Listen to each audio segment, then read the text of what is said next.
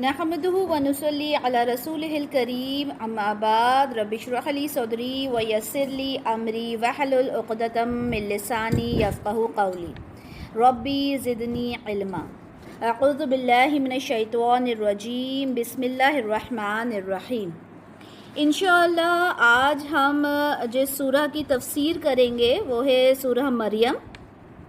سورہ مریم کے بارے میں ہم پہلے تھوڑا سا اس کے بارے میں ہم دیکھ لیتے ہیں کہ یہ ہجرت حبشہ سے پہلے مکہ میں نازل ہوئی۔ اس میں 6 رکوع ہیں، 98 آیات پر یہ مشتمل ہے اور 3 خوبصورت صورتوں سے یہ جوڑا بنتا ہے، جس میں سورہ مریم ہے، سورہ طٰہٰ ہے اور سورہ انبیاء ہے۔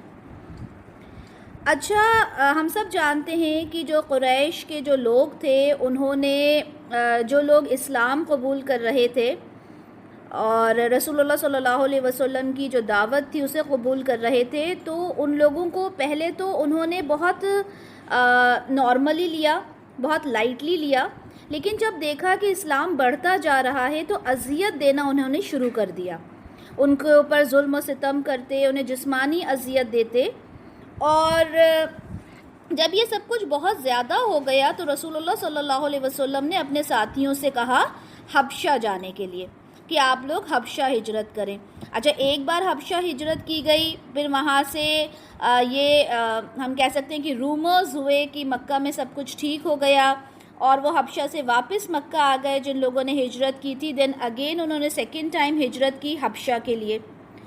اب حبشہ کا جو بادشاہ تھا وہ تھا نجاشی۔ نجاشی لقب ہوتا ہے، جیسے مصر کا فرعون ہوتا ہے، ایسے حبشہ کا جو بادشاہ ہوتا ہے وہ نجاشی ہوتا ہے۔ نجاشی جو تھا وہ ایک بہت ہی انصاف پسند، ایک بہت اچھا بادشاہ تھا، اور اس نے اپنے جب یہ لوگ ہجرت کر کے وہاں پہنچے تو بہت اچھے سے انہیں اپنے وطن میں ان کو جگہ دی۔ لیکن اب جب یہاں پر یہ جو قریش کے لوگ تھے، مکہ کے جو لوگ تھے، مکہ کے جو قریش تھے، وہ یہ چیز ایکسیپٹ نہیں کر پا رہے تھے، کیونکہ ہر گھر کا کوئی نہ کوئی انسان ہجرت کر کے چلا گیا تھا۔ کہا جاتا ہے صرف 40 لوگ تھے جو وہاں پر رہ گئے تھے، جو اسلام لے کر آئے تھے، باقی سارے لوگوں نے ہجرت کر لی تھی۔ اب انہوں نے سوچا کہ کچھ نہ کچھ تو ایسا کرنا چاہیے جس کی تھرو ہم نجاشی کو یہ بات کہہ دیں کہ وہ ان لوگوں کو وہاں پر پناہ نہ دیں اور نجاشی خود ان لوگوں کو ہمارے ساتھ کر دیں۔ اب قریش کے سرداروں نے کیا کیا کہ عبداللہ بن ابی ربیعہ جو کہ ابو جہل کے سوتیلے بھائی تھے، اور عمرو بن عاص، ان دونوں کے ساتھ ایک ڈیلیگیشن تیار کیا، ایک وفد تیار کیا اور کچھ قیمتی تحائف وغیرہ دیے تاکہ وہ حبشہ کے جو حکمران ہیں، وہاں کے جو بادشاہ ہیں، ان کو یہ تحائف وغیرہ دے دیں اور ان سے کہہ دیں کہ یہ جو لوگ ہیں یہ اپنے دین سے پھر گئے ہیں اور اسی وجہ سے ہم انہیں اپنے ساتھ واپس لے کر جانا چاہتے ہیں۔ نجاشی نے جب دونوں لوگوں سے بات کی، ان لوگوں سے جب بات کی تو نجاشی نے یہ محسوس کیا کہ نہیں، یہ لوگ جس دین پر ہیں ان کا دین صحیح ہے۔ انہوں نے بتایا کہ اللہ کے رسول آئے ہیں، ایک اللہ کی دعوت دیتے ہیں اور ہم اس کو ایکسیپٹ کرتے ہیں۔ تو نجاشی نے اس بات کو قبول کیا اور جو یہ عمرو بن عاص اور یہ جو ان کا پورا جو ڈیلیگیشن آیا تھا ان سے کہہ دیا کہ نہیں، آپ لوگ واپس چلے جائیں، یہ سب تو جو بات کہہ رہے ہیں مجھے اس میں کچھ غلط نہیں لگتا۔ اب انہوں نے سوچا کہ کچھ اس طرح سے کچھ کریں کہ یہ نجاشی جو ہے انہیں واپس کر دیں۔ تو کیا کہا انہوں نے کہ یہ لوگ مریم علیہ السلام اور عیسیٰ علیہ السلام کی توہین میں بات کرتے ہیں۔ نجاشی کون تھا؟ عیسائی تھا۔ تو اس پر نجاشی نے مسلمانوں کی طرف دوبارہ قاصد بھیجے اور انہیں دوبارہ بلایا کہ اب آپ دیکھیں کہ آپ کے جو ساتھی ہیں وہ کس طرح کی بات کر رہے ہیں، آپ عیسیٰ علیہ السلام کے بارے میں کیا بات کرتے ہیں۔ مسلمانوں نے مشورہ کیا اور حضرت جعفر بن ابو طالب کے جو بڑے بیٹے تھے ان کو بلایا اور ان کو اپنا ریپرزنٹیٹیو بنایا کہ آپ بتائیں کہ عیسیٰ علیہ السلام اور مریم علیہ السلام کے بارے میں ہم کیا بات کرتے ہیں۔ تو انہوں نے سورہ مریم کی جو آیات ہیں وہ تلاوت کی، اور جب نجاشی نے یہ ساری باتیں سنی تو وہ بالکل خاموش ہو گیا، اور اس نے ایک تنکا اٹھایا اور کہا کہ یہ جو بھی کچھ کہا ہے عیسیٰ علیہ السلام واقعی میں اس سے تنکا برابر بھی زیادہ نہیں ہے، یعنی ہر ایک بات جو ان لوگوں نے بتائی ہے وہ بالکل صحیح بتائی ہے۔ اور نجاشی نے کہا کہ نہیں، یہ لوگ جب تک چاہیں یہاں پر رہ سکتے ہیں، اور جو ان کا ڈیلیگیشن آیا تھا مکہ سے قریش کا، وہ واپس خالی ہاتھ واپس لوٹ گیا۔ تو یہ اس کا بیک گراؤنڈ تھا اس سورہ کا۔ شروع کرتے ہیں ہم۔ بسم اللہ الرحمن الرحیم۔ کاف ہا یا عین صاد، حروف مقطعات ہیں، اور ان کے بارے میں جیسے کہ ہم پہلے بھی بتا چکے ہیں کہ اس کا علم اللہ کے علاوہ کسی کے پاس نہیں ہے کہ ان کا کیا مقصد ہے، اس میں کوئی کوڈ لینگویج ہے، کوئی کوڈ ورڈ ہے یا کیا ہے، واللہ عالم۔ آیت نمبر 2 دیکھتے ہیں۔ یہ ذکر ہے آپ کے رب کی رحمت کا جو اس نے اپنے بندے زکریا پر کی۔ اب یہاں پر ہم بات تو کر رہے ہیں سورہ مریم علیہ السلام، عیسیٰ علیہ السلام کی، لیکن یہاں پر پہلے رکوع میں جو بات کی گئی ہے وہ بات کی گئی ہے زکریا علیہ السلام کی۔ یہ پورا جو پہلا رکوع ہے اس میں ہم زکریا علیہ السلام کے کیسے یحییٰ علیہ السلام کی ولادت ہوئی، کس طرح سے وہ ایک معجزہ تھا، انشاءاللہ اس چیز کو ہم یہاں پر دیکھیں گے۔ تو یہاں پر اللہ تعالیٰ ذکر کر رہے ہیں زکریا علیہ السلام کا، اور اگر دیکھا جائے تو یحییٰ علیہ السلام کی جو ولادت ہوئی، زکریا علیہ السلام کے جو بیٹے تھے، یہ بھی ایک بہت بڑا معجزہ تھا، اور ہم اس کو بہت اچھے سے سورہ آل عمران میں پڑھ کر آ چکے ہیں، کیونکہ زکریا علیہ السلام کافی بزرگ تھے۔ کچھ روایات میں آتا ہے کہ قریب 120 سال کی ان کی عمر تھی۔ ان کی جو وائف تھی وہ بھی کافی ایک بوڑھی خاتون تھی، اور تقریباً 98 ایئرز ان کی آتی ہے، اس کے آس پاس کچھ ان کی عمر رہی ہوگی، لیکن اس سے بڑی بات یہ تھی، بوڑھی تو تھیں وہ بانجھ تھیں شروع سے، تو یہ کیسے پاسبل ہو سکتا تھا کہ ان کی اولاد ہو؟ لیکن کہتے ہیں نا، اللہ نے کہا ہو جا اور وہ ہو جاتا ہے، کن فیکون۔ تو یہاں پر بھی جو حضرت یحییٰ علیہ السلام کا جو تذکرہ ہے وہ ایک معجزے کی طرح پر یہاں اس سورہ میں لیا گیا، کہ دیکھیں ان کی پیدائش بھی تو ایک معجزہ ہے۔ اب آپ عیسیٰ علیہ السلام کی جو ولادت ہے اس کو آپ دوسرے کانسیپٹ میں لے جاتے ہو، اللہ کا بیٹا نعوذ باللہ انہیں قرار دیتے ہو، اور یہاں پر یحییٰ علیہ السلام کی بات ہو رہی ہے۔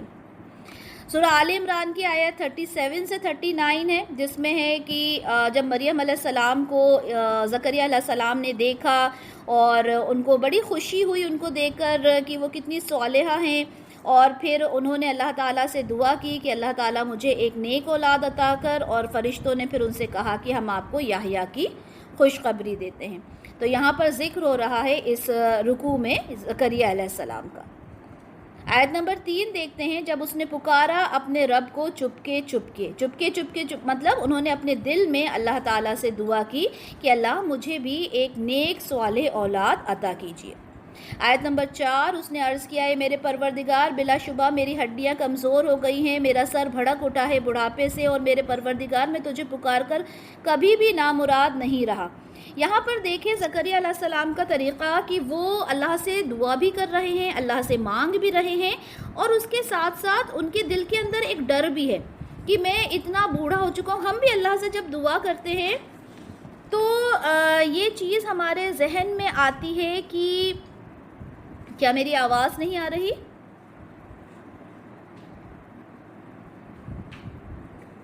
رک کے آ رہی ہے۔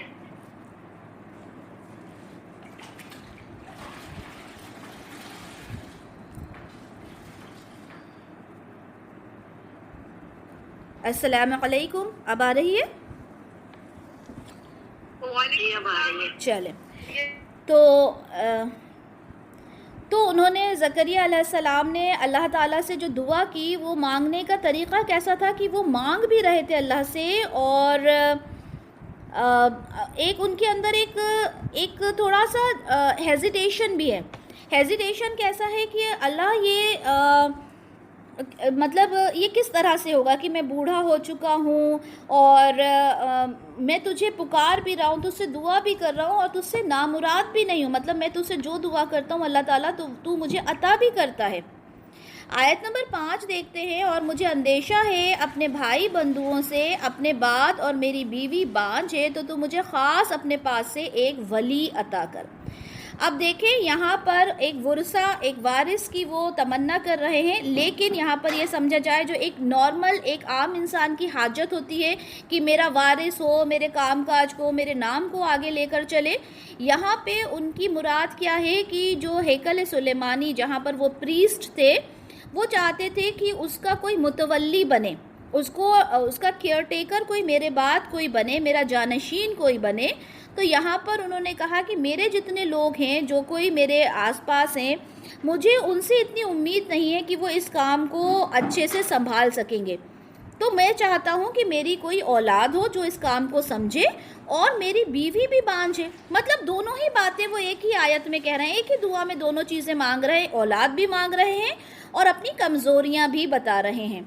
جو وارث ہو میرا اور آل یعقوب کا، اور اے میرے پروردگار اس کو بنا پسندیدہ۔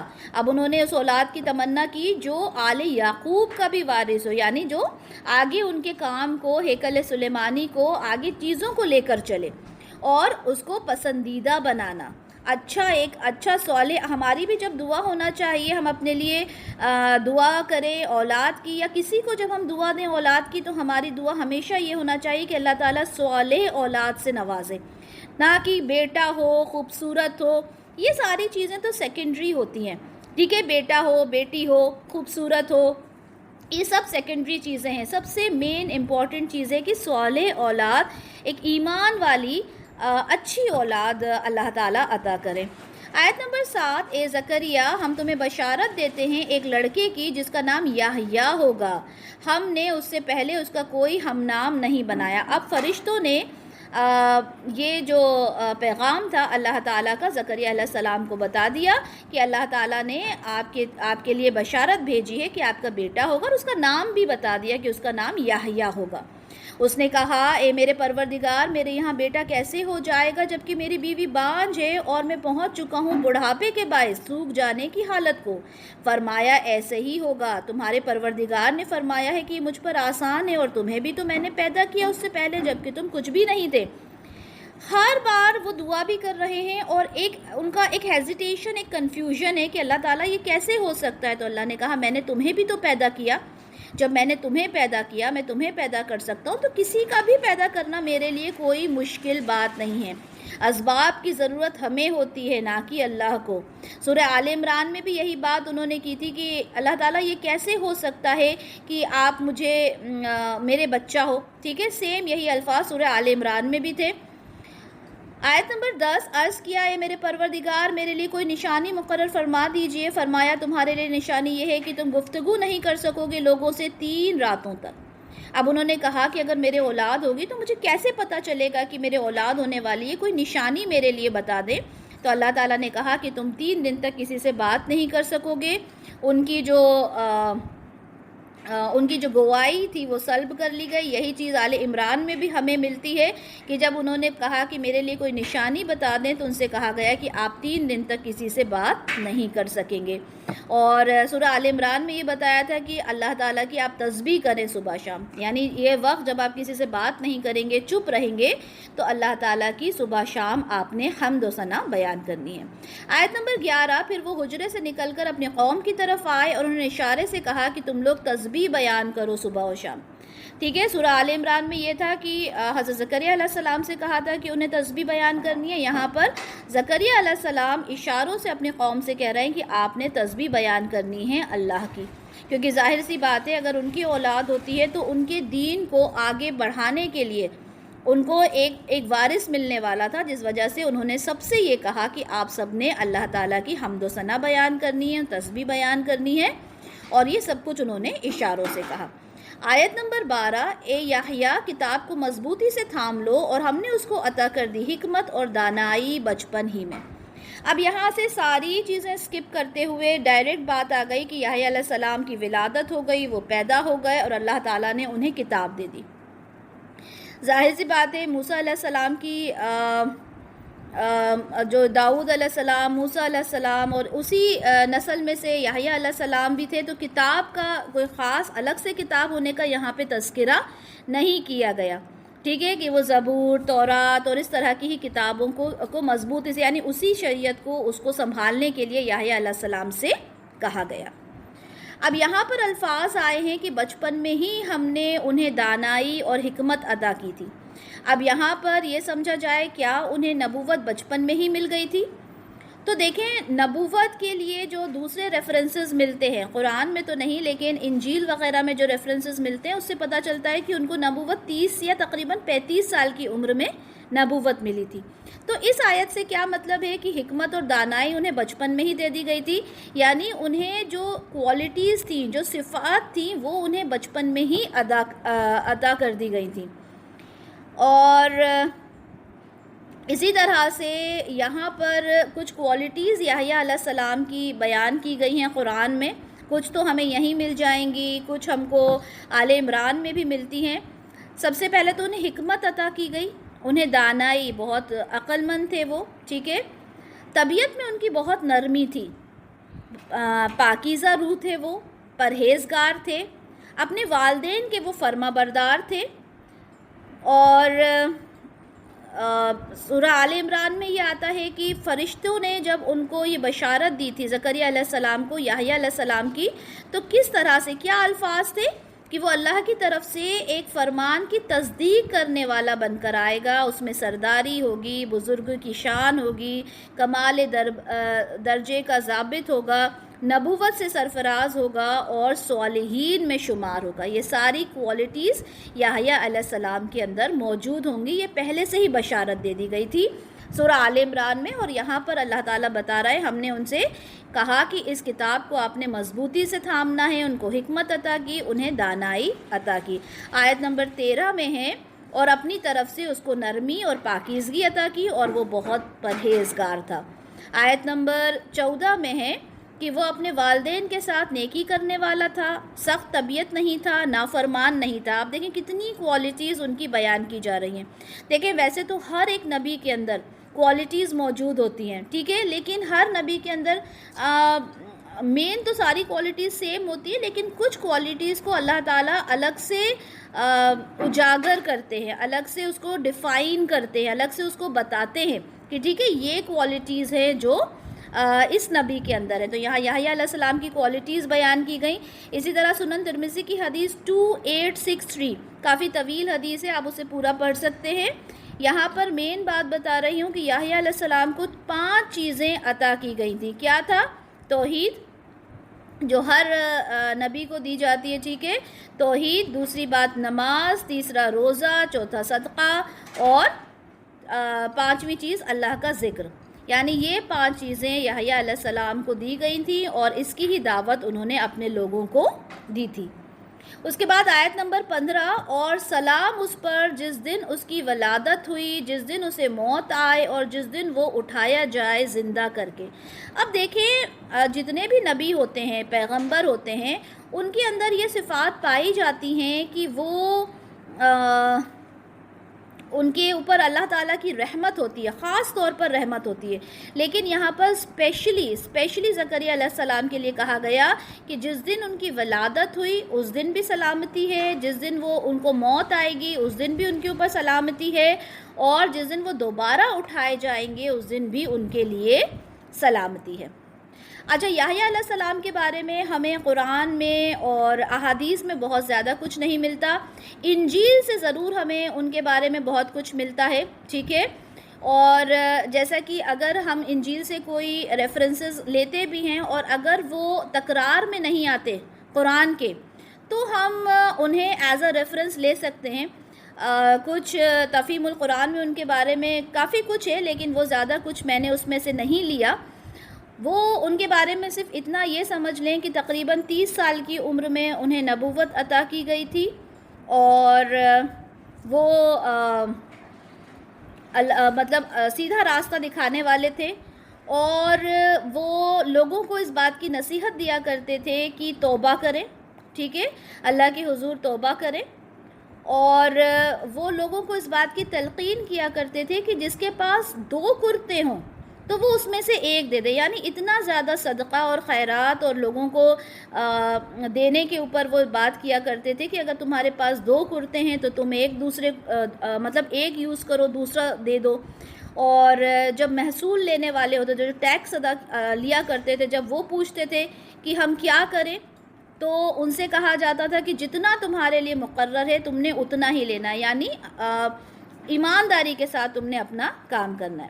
اچھا، ان کی شہادت کا تذکرہ بھی اگر ہم دیکھیں تو ہمیں زیادہ کچھ نہیں ملتا کہ ان کی شہادت کیسے ہوئی تھی، لیکن وہی انجیل میں جو ہمیں اس کا تذکرہ ملتا ہے کہ ایک عورت کے کہنے پر وہاں کا جو حکمران تھا اس جگہ کا، اس نے یحییٰ علیہ السلام کا جو ان کا جو سر تھا وہ مطلب الگ کر دیا تھا اور انہیں اس طرح سے شہید کر دیا گیا تھا.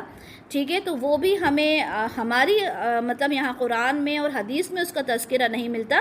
انجیل میں ضرور ملتا ہے کہ وہاں کے بادشاہ نے، اس وقت کے بادشاہ نے ایک عورت کی محبت میں زکریا علیہ السلام کا جو سر تھا وہ دھڑ سے الگ کروا دیا تھا. واللہ عالم. آیت نمبر 16 سے یہاں سے سیکنڈ رکوع ہمارا شروع ہو رہا ہے. یعنی پہلے رکوع میں ہم نے پورا زکریا علیہ السلام کے کس طرح سے یحییٰ علیہ السلام پیدا ہوئے، ان کے اندر کیا جو خوبیاں تھیں، خاصیت تھی، وہ ہم نے پڑھی.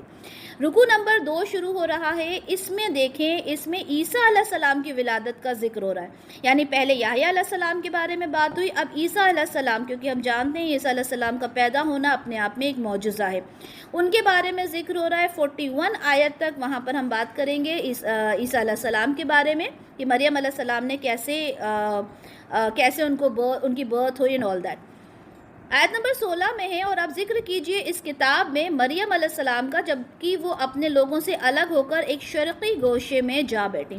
یہاں پر رسول اللہ صلی اللہ علیہ وسلم سے کہا جا رہا ہے کہ اچھا، اب آپ نے یحییٰ علیہ السلام کا تذکرہ کر دیا، اب آپ ان سے مریم علیہ السلام کے بارے میں بات کریں، کیونکہ وہ لوگ یہ سوال کیا کرتے تھے. عیسیٰ علیہ السلام کا تو یحییٰ علیہ السلام کا، عیسیٰ علیہ السلام کا، اس طرح کے ان کے سوال ہوا کرتے تھے جس کے جواب میں یہ آیات نازل ہوتی تھیں. تو یہاں پر دیکھیں کہ مریم علیہ السلام کے بارے میں اگر ہم بات کریں تو سورہ آل عمران ہم جانتے ہیں کہ مریم علیہ السلام کے والد کا نام تھا، اور ان کی آل سے ریلیٹڈ یعنی مریم علیہ السلام کا جو تذکرہ تھا ہم سورہ آل عمران میں پڑھ کر آ چکے ہیں. ہم نے دیکھا کہ کس طرح سے مریم علیہ السلام کی جو ماں تھیں انہوں نے ایک نظر مانی تھی کہ میری جو اولاد ہوگی میں اسے ہیکل سلیمانی میں دے دوں گی. ان کو امید تھی کہ بیٹا ہوگا، لیکن بیٹی ہوئی، اور بیٹی ہوئی تو انہوں نے کہا کہ اٹ ہارڈلی میٹرز کہ بیٹا ہوا یا بیٹی ہوئی ہے، میں اس کو ہیکل سلیمانی کے میں اس کو دے دوں گی. اور اس کے بعد زکریا علیہ السلام جو کہ مریم علیہ السلام کے خالو تھے، ٹھیک ہے، تو انہوں نے ان کی وہاں پر ان کی نگرانی میں وہ رہیں. ٹھیک ہے، ہیکل سلیمانی کے ایک حجرے میں تھیں وہ، اور وہاں پر وہ عبادت کیا کرتی تھیں، بہت ہی عبادت گزار تھیں. اور سنن ترمذی کی حدیث 3877 میں آتا ہے کہ آپ صلی اللہ علیہ وسلم فرماتے ہیں کہ دنیا کی عورتوں میں سب سے بہتر اپنے زمانے میں خدیجہ بنت خولید تھیں، اور دنیا کی عورتوں میں سب سے بہتر اپنے زمانے میں مریم بنت عمران تھیں. یعنی 2 عورتوں کا تذکرہ کیا، ایک خدیجہ رضی اللہ تعالی عنہا کا اور دوسرا مریم علیہ السلام کا، کہ یہ اپنے زمانے کی سب سے بہترین عورتیں ہیں. اچھا، اب ہم نے یہاں دیکھا کہ ان کی ماں نے ان کو نظر مانی تھی کہ میں اپنی بیٹی کو یہاں مطلب اپنی اولاد کو ہیکل سلیمانی میں دے دوں گی. اچھا، اب یہ ہوا کہ ایک محراب تھا وہاں پر ہیکل سلیمانی میں جس میں وہ رہتی تھیں، وہاں پر معتکف ہوئی تھیں، وہاں اپنی عبادت وغیرہ کرتی تھیں. اور وہ جگہ جو تھی وہ بیت المقدس سے مشرقی علاقے میں تھا. ٹھیک ہے، اور انہوں نے اپنے آپ کو دنیا سے ایک دم دور کر کے رکھا تھا، اللہ کی عبادت میں وہ فل ٹائم مشغول رہتی تھیں. تو اس نے اپنے آپ کو اس سے پردے میں کر لیا. بس ہم نے بھیجا اس کی طرف اپنا ایک فرشتہ، تو اس نے صورت اختیار کی اس مریم کے سامنے ایک مکمل انسان کی، اپنے آپ کو پردے میں رکھتی تھیں ٹھیک ہے، کیونکہ اللہ تعالیٰ کی عبادت میں مشغول رہتی تھیں، کسی سے زیادہ بات نہیں کرنا، باہر لوگوں سے زیادہ کنٹیکٹ نہیں کرنا، پردے میں رہتی تھیں وہ۔ اب اللہ تعالیٰ نے ان کی طرف ایک فرشتہ بھیجا جو کہ ایک انسانی شکل میں ان کے پاس نمودار ہوا۔ آیت نمبر 18 میں دیکھتے ہیں مریم علیہ السلام نے کہا کہ میں رحمان کی پناہ مانگتی ہوں تم سے اگر تم کوئی متقی شخص ہو۔ آبویسلی ایک عورت ہے، ایک لڑکی ہے بلکہ، اور وہ بالکل پرہیزگار ہے، عبادت گزار ہے، پردے میں رہتی ہے۔ آل آف اے سڈن اگر کوئی آدمی ان کے حجرے میں آ جائے گا تو وہ بہت زیادہ پریشان ہو گئیں اور وہ گھبرا گئی، اور انہوں نے کہا کہ میں رحمان کی پناہ مانگتی ہوں تم سے، تم کون ہو؟ کیا تم کوئی متقی شخص ہو؟ آیت نمبر 19 اس نے کہا میں تو آپ کے رب کا بھیجا ہوا فرشتہ ہوں تاکہ میں آپ کو ایک پاکیزہ بیٹا عطا کروں، یعنی میں آپ کو بیٹے کی ایک خوشخبری دینے آیا ہوں۔ مریم علیہ السلام نے کہا میرے ہاں بیٹا کیسے ہوگا جبکہ مجھے کسی بشر نے چھوا تک نہیں، اور نہ ہی میں کوئی بدچلن عورت ہوں۔ کسی بھی عورت سے آ کر یہ کہا جائے کہ تمہیں ایک اولاد ہونے والی ہے جس کی نہ تو کوئی شادی ہوئی نہ وہ بیڈ کیریکٹر ہے، تو اس نے کہا یہ کیسے ہو سکتا ہے کہ مجھے کوئی اولاد ہو؟ یہ تو پاسبل ہی نہیں ہے، میں کوئی بدچلن عورت بھی نہیں ہوں، مجھے تو کسی آدمی نے چھوا تک نہیں ہے۔ آیت نمبر 21 اس فرشتے نے کہا ایسے ہی ہوگا، آپ کا رب فرماتا ہے کہ یہ مجھ پر آسان ہے تاکہ ہم اسے بنائیں ایک نشانی لوگوں کے لیے اور رحمت اپنی طرف سے اور ایک طے شدہ امر ہے۔ اب فرشتے نے کیا کہا؟ کذالک، ایسے ہی ہوگا۔ ٹھیک ہے، اسی طرح سے جب ابراہیم علیہ السلام کا ہم پڑھ رہے تھے کہ جب وہاں پر سارہ علیہ السلام نے کہا کہ کس طرح سے ایسا ہو سکتا ہے کہ میرے اولاد ہوگی، تو میں بانجھ ہوں، بڈھی ہو چکی ہوں، تو وہاں بھی فرشتوں نے کہا تھا کذالک، ایسے ہی ہوگا۔ ٹھیک ہے، اور انہی الفاظ میں زکریا علیہ السلام سے بھی کہا گیا کہ ایسے ہی ہوگا۔ ٹھیک ہے، ابھی ہم نے اسی میں پڑھا آیت نمبر 9 میں۔ تو اللہ تعالیٰ کے آپ معجزے دیکھیں، یہ اللہ تعالیٰ کے لیے کوئی بڑی بات نہیں ہے۔ اللہ تعالیٰ نے دنیا بنائی، آدم علیہ السلام کو بنایا، اللہ تعالیٰ کے لیے کوئی بھی بات بڑی نہیں ہے۔ ابھی بھی ہم دیکھتے ہیں کہ 60 سال 65 سال کی عورت، 70 سال کی عورت کو بچہ ہو گیا، اور ہم بڑے حیران ہوتے ہیں، ہم کہتے ہیں سائنس نے کتنی ترقی کر لی۔ سائنس نہیں بھائی، اللہ تعالیٰ کا یہ کرم ہے، یہ اللہ تعالیٰ کا معجزہ ہے کہ اللہ تعالیٰ جس کو چاہے اولاد دیں، جس کو چاہے اولاد نہ دیں، جس کو بیٹے دیں، جس کو بیٹیاں دیں، ہر کچھ اللہ کے فضل و کرم سے ہوتا ہے۔ تو یہاں پر کذالک جو کہا کہ عیسیٰ علیہ السلام کے بارے میں بھی کہا، یحییٰ علیہ السلام کی پیدائش کے بارے میں بھی کہا، اور اسحاق علیہ السلام کی پیدائش کے بارے میں بھی یہی کہا۔ اور کیا کہا فرشتے نے کہ اس بچے کو ہم لوگوں کے لیے معجزہ اور اپنی رحمت کا ذریعہ، اللہ تعالیٰ نے فرمایا ہے کہ لوگوں کے لیے معجزہ اور اپنی رحمت کا ذریعہ بنانے کا فیصلہ ہم نے کیا، یہ اللہ تعالیٰ فرما رہا ہے۔ فرشتے نے یہ بات مریم علیہ السلام کو بتائی۔ اب معجزہ کیسے؟ ہم سب جانتے ہیں کہ عیسیٰ علیہ السلام کی پیدائش ہی اپنے آپ میں ایک معجزہ تھی، بن والد کے بن باپ کے وہ پیدا ہوئے تھے، اور پھر انہوں نے بچپن میں ہی بات کرنا شروع کی تھی، اور اس کے بعد ان کی زندگی میں بھی بہت معجزے تھے۔ وہ مٹی کا پرندہ بناتے تھے، اس میں جان آ جاتی تھی، اینڈ آل دیٹ، سارے معجزے انشاءاللہ ہم پڑھیں گے آگے چل کر بھی۔ تو یہاں پر وہ ایک معجزہ تھے اللہ کی طرف سے۔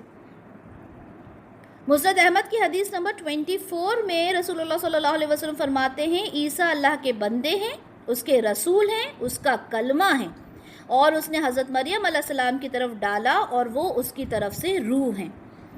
تو یہاں پر عیسیٰ علیہ السلام کے بارے میں پورا بتا دیا گیا کہ دیکھو وہ اللہ کے بندے ہیں۔ ٹھیک ہے، اللہ کے بندے ہیں، اس کی طرف سے بھیجے ہوئے رسول ہیں، اللہ کا ایک کلمہ ہے، اور وہ اللہ کی روح ہیں جو مریم علیہ السلام کی طرف بھیجے گئے۔ آیت نمبر 22 دیکھتے ہیں تو اسے اس بچے کا حمل ٹھہر گیا، چنانچہ وہ اسے لے کر ایک دور جگہ پر چلی گئی۔ اب یہ بات ہو گئی کہ فرشتے نے اس بات کی انہیں یہ بات بتا دی، ٹھیک ہے، کہ آپ کو ایک اولاد ہونے والی، ایک بیٹا ہونے والا ہے، اور وہ رحمت ہوگا اللہ کی طرف سے۔ یہ ساری جب باتیں ہو گئی تو ان کی اب پریگننسی کا وقت آیا۔ اب جب وہ پریگننٹ ہو گئیں تو آبویسلی ایک لڑکی اگر بن بیاہی ماں بنے تو چاہے وہ ہماری سوسائٹی ہو آج کی یا اس زمانے کی سوسائٹی ہو، یہ ایک بڑا ہی سیریس میٹر تھا۔ تو مریم علیہ السلام کو اللہ تعالیٰ نے حکم دیا کہ آپ یہاں سے دور چلے جائیں، تو آپ بیت اللحم چلی گئیں جو ہیکل سلیمانی سے 8 میل کے فاصلے پر تھا۔ اچھا، اس کے بارے میں ہمیں حدیث بھی ملتی ہے، سنن نسائی کی حدیث ہے 451، اور یہ طویل حدیث ہے معراج کے بارے میں، جس میں ہم نے پورا پڑھا تھا کہ وہ براق آئی تھی اور اس پر آپ گئے تھے، پھر آپ بیت المقدس گئے، تو وہاں بیت المقدس سے پہلے آپ نے کچھ نمازیں ادا کی تھی، ٹھیک ہے، جس کا ذکر اس حدیث میں ملتا ہے۔ پہلے نماز آپ کو پڑھوائی گئی مدینہ طیبہ میں، ٹھیک ہے، اور وہاں پر آپ سے کہا گیا کہ آپ جہاد کر کے یہاں آئیں گے۔ پھر آپ کو کوہ طور پہ نماز پڑھوائی گئی اور آپ سے کہا گیا کہ یہاں پر موسیٰ علیہ السلام کو تورات عطا کی گئی تھی، اور آپ کو جو نماز پڑھوائی گئی وہ بیت اللحم میں نماز پڑھوائی گئی، اور آپ سے کہا کہ یہاں پر عیسیٰ علیہ السلام کی ولادت ہوئی تھی۔ تو ٹھیک ہے، یہاں سے ہمیں پتہ چلتا ہے کہ عیسیٰ علیہ السلام اس جگہ پر پیدا ہوئے تھے۔ آیت نمبر 23 دیکھتے ہیں، پھر لے آیا اسے درد ذہ ایک کھجور کے تنے کے پاس، اس کیفیت میں اس نے کہا کاش میں اس سے پہلے مر چکی ہوتی اور ایک بھولی بسری چیز ہو چکی ہوتی۔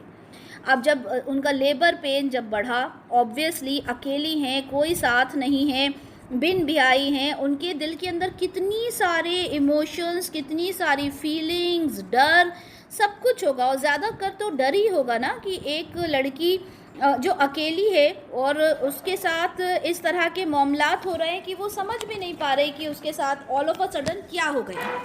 تو یہاں پر وہ بڑی پریشان حال ہو کے پریشانی میں کیا کہہ رہی ہیں کہ میں تو کوئی بھولی بسری بات بن جاتی تو میرے لیے زیادہ اچھا ہوتا، کیونکہ یہ جو پریشانی ان کے اوپر آئی تھی، اگر ہم امیجن کریں تو یہ ایک بہت بڑی پریشانی تھی، لیکن اللہ تعالیٰ نے دیکھیں کہ ان کو ان چیزوں سے نوازا بھی، ٹھیک ہے، اللہ تعالیٰ نے انہیں ان چیزوں سے نوازا کہ عیسیٰ علیہ السلام کی وہ والدہ کہلاتی ہیں، اور اس کے علاوہ ان کو جو بہترین عورتیں جو بہترین خواتین ہیں اس میں ان کا نام لیا جاتا ہے۔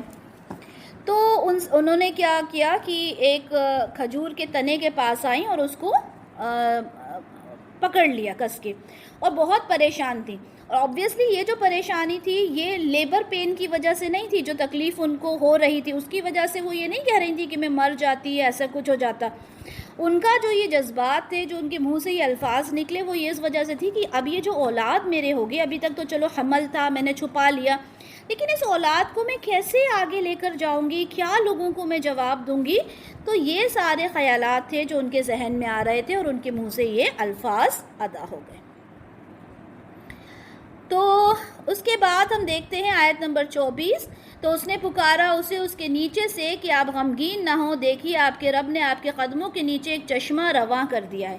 ان کے پیروں کے نیچے سے ایک چشمہ رواں ہو گیا جس سے وہ پانی پی سکتی تھیں۔ اچھا، یہاں پر جو آیت نمبر 24 اگر آپ دیکھیں تو وہاں پہ لکھا ہے اس نے پکارا۔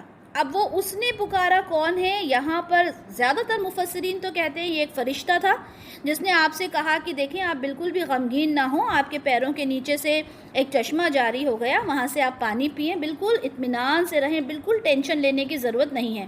لیکن جب میں نے ڈاکٹر اسرار احمد کی تفسیر دیکھی تو اس میں انہوں نے کہا کہ یہ الفاظ ان کے نومولود بیٹے کے تھے، یعنی عیسیٰ علیہ السلام کے تھے کہ دیکھیں اماں جان آپ بالکل بھی پریشان نہ ہوں۔ اور انہوں نے اس کا ریزن یہ دیا ہے کیونکہ کیسے مریم علیہ السلام، جب ہم آگے کی آیات میں دیکھیں گے، وہ اپنے بیٹے کی طرف اشارہ کر کے کہتی ہیں کہ اسی سے پوچھو، یہی آپ کو جواب دے گا۔ اور پھر جب انہوں نے جواب دیا تھا کہ میں اللہ کی طرف سے بھیجا ہوا رسول ہوں، اور وہ سب ہم آگے چل کر پڑھیں گے، تو کیسے ان کو پتہ چلتا کہ یہ بات کرنے والا ہے، یہ میرا بچہ جو ہے وہ گود میں ہی بات کرے گا؟ تو اس سے انہوں نے یہ ایک کانسیپٹ یہاں سے ڈیرائیو کیا ہے کہ یہ جو آیت ہے یہ ان کے بیٹے کی طرف سے ہے، ان کے بیٹے نے یہ بات کی تھی۔ لیکن واللہ عالم، کیونکہ زیادہ تر مفسرین کا جب ہم دیکھتے ہیں تو یہ جو الفاظ ہیں یہ فرشتے کی طرف سے ہی معلوم ہوتے ہیں کہ ایک فرشتے نے یہ بات کی تھی۔ لیکن ڈاکٹر اسرار احمد کے اگر ہم ان کی تفسیر لیتے ہیں تو یہ بات عیسیٰ علیہ السلام نے کی تھی۔ اور آپ اس کھجور کے تنے کو اپنی طرف ہلائیے، آپ پر تازہ پکی ہوئی کھجوریں جھڑ پڑیں گی، یعنی پانی کا بھی انتظام کر دیا، اور کہہ دیا گیا کہ یہ جو آپ درخت ہے جب آپ اس کو ہلائیں گی، وہ ایک سوکھا درخت تھا، ٹھیک ہے، لیکن اللہ کا معجزہ تھا کہ جب آپ اسے ہلائیں گی تو وہاں سے تازہ پکی ہوئی کھجوریں آپ کے لیے حاضر ہو جائیں گی۔ آیت نمبر 26 دیکھتے ہیں، بس آپ کھائیے اور پیجیے اور اپنی آنکھیں ٹھنڈی کیجیے، اور اگر آپ دیکھیں کسی آدمی کو اور وہ آپ سے پوچھے تو اس سے اشارے سے کہہ دیں کہ میں نے نظر مانی ہے رحمان کے لیے روزے کی، لہٰذا میں بات نہیں کروں گی آج کسی انسان سے۔ اچھا، یہ نہ بولنے والی بات اگر ہم دیکھیں تو ہمیں زکریا علیہ السلام کی بھی ملتی ہے، ہمیں یہاں پر زکریا علیہ السلام کے علاوہ یہاں پر ہمیں مریم علیہ السلام کی بھی یہ بات مل رہی ہے۔ تو اس زمانے میں یا ان کی شریعت میں یہ چیز الاؤڈ تھی کہ چپ رہنے کا روزہ بھی رکھا جاتا تھا، ٹھیک ہے، کیونکہ زکریا علیہ السلام کا بھی ہم دیکھ چکے اور یہاں پر اب ہم مریم علیہ السلام کے بھی بارے میں یہ چیز دیکھ رہے ہیں۔ تو یہاں پہ روزے کے بارے میں کہا گیا کہ اگر آپ سے کوئی یہ پوچھتا ہے کہ مطلب ظاہر سی بات ہے لوگ سوال کریں گے تو اس وقت تو آپ نے چپ ہو جانا ہے اور آپ نے کیا کہہ دینا ہے کہ یہ جو میں نے تو نظر مانی ہوئی ہے چپ رہنے کی۔ اچھا، نظر سے متعلق 2-3 احادیث آپ کے ساتھ شیئر ہوں گی، صحیح بخاری کی 2042، صحیح بخاری کی 6609 اور صحیح بخاری کی ہی 6700۔ نظر سے ریلیٹڈ کچھ احادیث ہیں، جس میں ایک تو یہ ہے کہ اگر آپ نے نظر مان لی ہے تو آپ نے اسے پورا کرنا ہے۔ دوسری چیز یہ ہے کہ نظر سے آپ کی تقدیر نہیں بدلتی، یہ تو صرف ایک کنجوس کا مال نکالنے کا طریقہ ہوتا ہے کہ وہ نظر مان لیتا ہے میں ایسا کروں گا، میں یہ کروں گا، جو بھی کچھ، ٹھیک ہے، اس کا کیونکہ وہ صدقہ نہیں کرتا تو اس کا صدقہ اس کا نکالنے کا ایک طریقہ ہوتا ہے۔ اور تیسری چیز یہ ہے کہ اگر آپ نے اللہ کے لیے کوئی نظر مانی ہے، یعنی وہ اسلام کے دائرے میں ہے، مطلب شریعت کے دائرے میں ہے، تو اس نظر کو تو آپ پورا کریں۔ اس طرح کے سوال آتے ہیں کہ ہم نے نظر مانی تھی کہ ہم مزار میں جائیں گے اور ہم ایسا کریں گے، اور لیکن اب تو ہماری آنکھیں کھل گئی ہیں، اب تو ہمیں سمجھ میں آ گیا ہے کہ یہ سب چیزیں غلط ہیں، اب ہم کیا کریں؟ تو ایسی نظر کو ماننا درست نہیں ہے، ٹھیک ہے۔ یہ 3 حدیثیں آپ کے ساتھ شیئر کی ہیں جس میں نظر کے کانسیپٹ آپ کے کلیئر ہو جائیں گے۔ آیت نمبر 27، پھر وہ لے آئی اس کو اٹھائے ہوئے اپنی قوم کے پاس، لوگوں نے کہا اے مریم یقیناً تم ایک طوفان گڑھ لائی ہو۔ ظاہر سی بات ہے یہاں سے وہ گئی ہیں اور ایک بیٹا لے کر گود میں آئی ہیں، تو سارے لوگ حیران ہو گئے اور انہوں نے کہا کہ یہ تم کیا کرا تم نے، یہ تم مطلب کیسے، مطلب ظاہر سی بات ہے کوئی بھی انسان، کوئی بھی عورت بنا کسی غلط کام کے، نعوذ باللہ تو یہ کام نہیں کر سکتی، اور مریم علیہ السلام تو پاک دامن خاتون تھیں اور ان کی گود میں ایک بچہ تھا، لیکن لوگ تو اس چیز کو نہیں سمجھ رہے تھے۔ انہوں نے کہا کہ یہ تم نے کیا کر دیا، یہ کون سا طوفان تم لے کر آ گئی ہو، اس طرح کی باتیں کرنا شروع کر دیں۔ آیت نمبر 28 میں ہے اے ہارون کی بہن، نہ تو تمہارا والد برا آدمی تھا اور نہ ہی تمہاری والدہ بدکار تھی۔ اب یہ ہارون کی بہن سے کیا مراد ہے؟ کیا ان کے کوئی بھائی تھے ہارون؟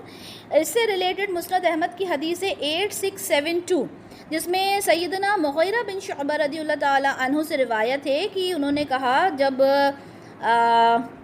انہوں نے رسول اللہ صلی اللہ علیہ وسلم سے یہ سوال کیا کہ تم لوگ اس طرح کیوں کہتے ہو کہ اے ہارون کی بہن، جو عیسائی تھے انہوں نے یہ سوال کیا حضرت مغیرہ سے کہ تم اس طرح، مغیرہ رضی اللہ تعالیٰ عنہ سے، کہ تم اس طرح کیوں کہتے ہو کہ ہارون کی بہن؟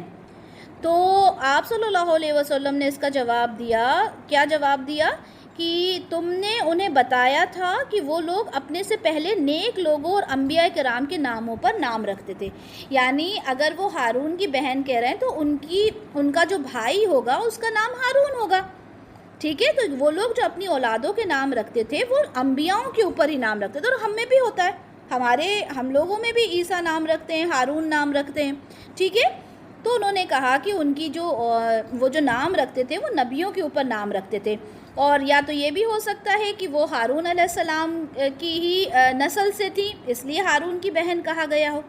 لیکن اس حدیث سے جو ہمیں پتہ چلتا ہے کہ انہوں نے کہا کہ وہ لوگ اپنے سے پہلے نیک لوگوں اور انبیاء کرام کے نام جو تھے وہ رکھ لیا کرتے تھے۔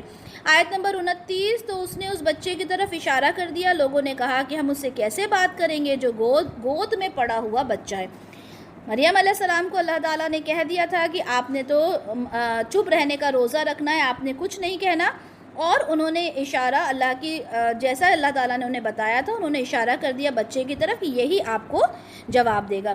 صحیح بخاری کی حدیث 3436 میں ہے کہ 3 بچے ایسے تھے جنہوں نے گود میں بات کی، جس میں ایک عیسیٰ علیہ السلام تھے، باقی آپ کو حدیث میں مل جائیں گے، لیکن ایک عیسیٰ علیہ السلام تھے جنہوں نے اپنی ماں کی گود میں ہی بات کی تھی، کلام کیا تھا۔ آیت نمبر 30، اس بچے نے کہا میں اللہ کا بندہ ہوں اور اس نے مجھے کتاب عطا کی ہے اور مجھے نبی بنایا ہے۔ اب عیسیٰ علیہ السلام جواب دے رہے ہیں کہ میں اللہ کا بندہ ہوں، مجھے کتاب عطا کی گئی ہے اور مجھے نبی بنایا گیا ہے اور مجھے بابرکت بنایا گیا ہے جہاں کہیں بھی میں ہوں گا، اور مجھے اس نے تاکید کی ہے نماز کی، زکوٰۃ کی، جب تک کہ میں زندہ رہوں۔ یعنی ساری بات انہوں نے یہ بھی بتا دیا کہ میں نبی ہوں، مجھے کتاب ملی ہے، اور انہوں نے نماز اور زکوٰۃ کا بھی تذکرہ کر دیا۔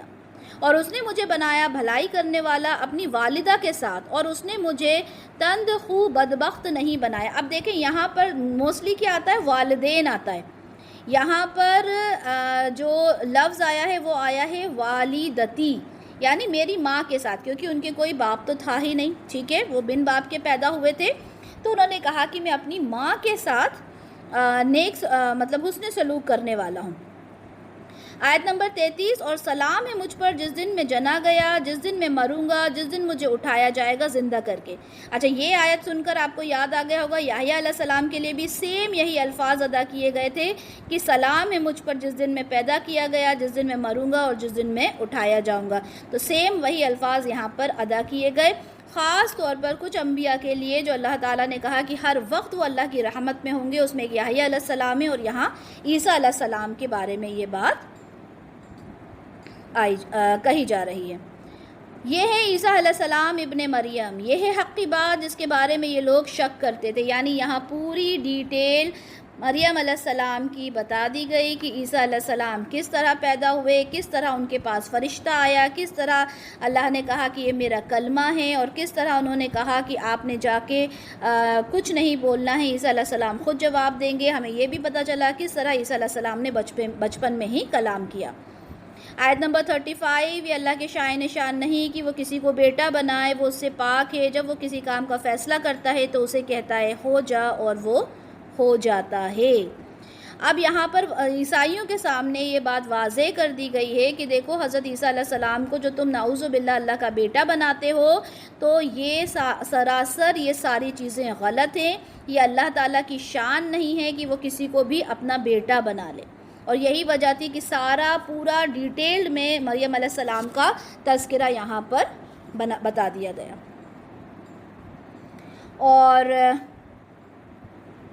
دیکھیں اللہ تعالیٰ یہ جو اولاد ہوتی ہے نا، انسان جو اولاد مانگتا ہے یہ کمزوری کے بنا پر مانگتا ہے۔ کمزوری ان دا سینس کہ مجھے بڑھاپے میں کون میری ہیلپ کرے گا، کون میرا وارث بنے گا، کون میرے نام کو آگے لے کر جائے گا، میرا خالی پن کون دور ہوگا۔ اولاد کی تمنا کیوں کی جاتی ہے؟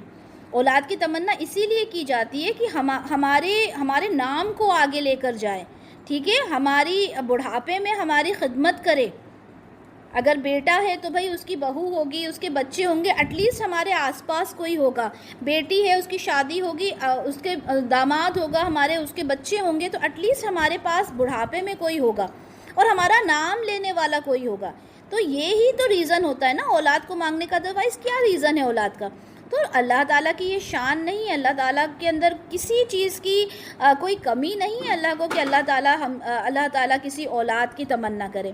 جس طرح سے ہم سورہ اخلاص پڑھتے ہیں کہ اللہ تعالیٰ ایک ہے، اللہ تعالیٰ کے کوئی اولاد نہیں ہے، اور نہ ہی وہ کسی سے پیدا ہوا، نہ ہی وہ اس نے کسی کو پیدا کیا، ٹھیک ہے، اس کی کوئی اولاد نہیں ہے۔ یہاں پہ رسول اللہ صلی اللہ علیہ وسلم سے سورہ اخلاص میں صاف طور پہ کہہ دیا گیا کہ آپ فرما دیجئے قل هو اللہ احد اللہ الصمد لم یلد ولم یولد ولم یکن لہ کفوا احد۔ یہاں پہ صاف طور پہ ساری باتیں اگر کہا جائے نا کہ اللہ کو آپ نے ڈسکرائب کرنا ہے تو اس سے بہتر کوئی سورہ نہیں ہو سکتی۔ اسی طرح سورہ بقرہ کی آیت نمبر 116 میں بھی فرمایا گیا کہ یہ کہتے ہیں کہ اللہ کی اولاد ہے، وہ تو اس سے پاک ہے، بلکہ زمین اور آسمان کی تمام مخلوق اس کی ملکیت میں ہے۔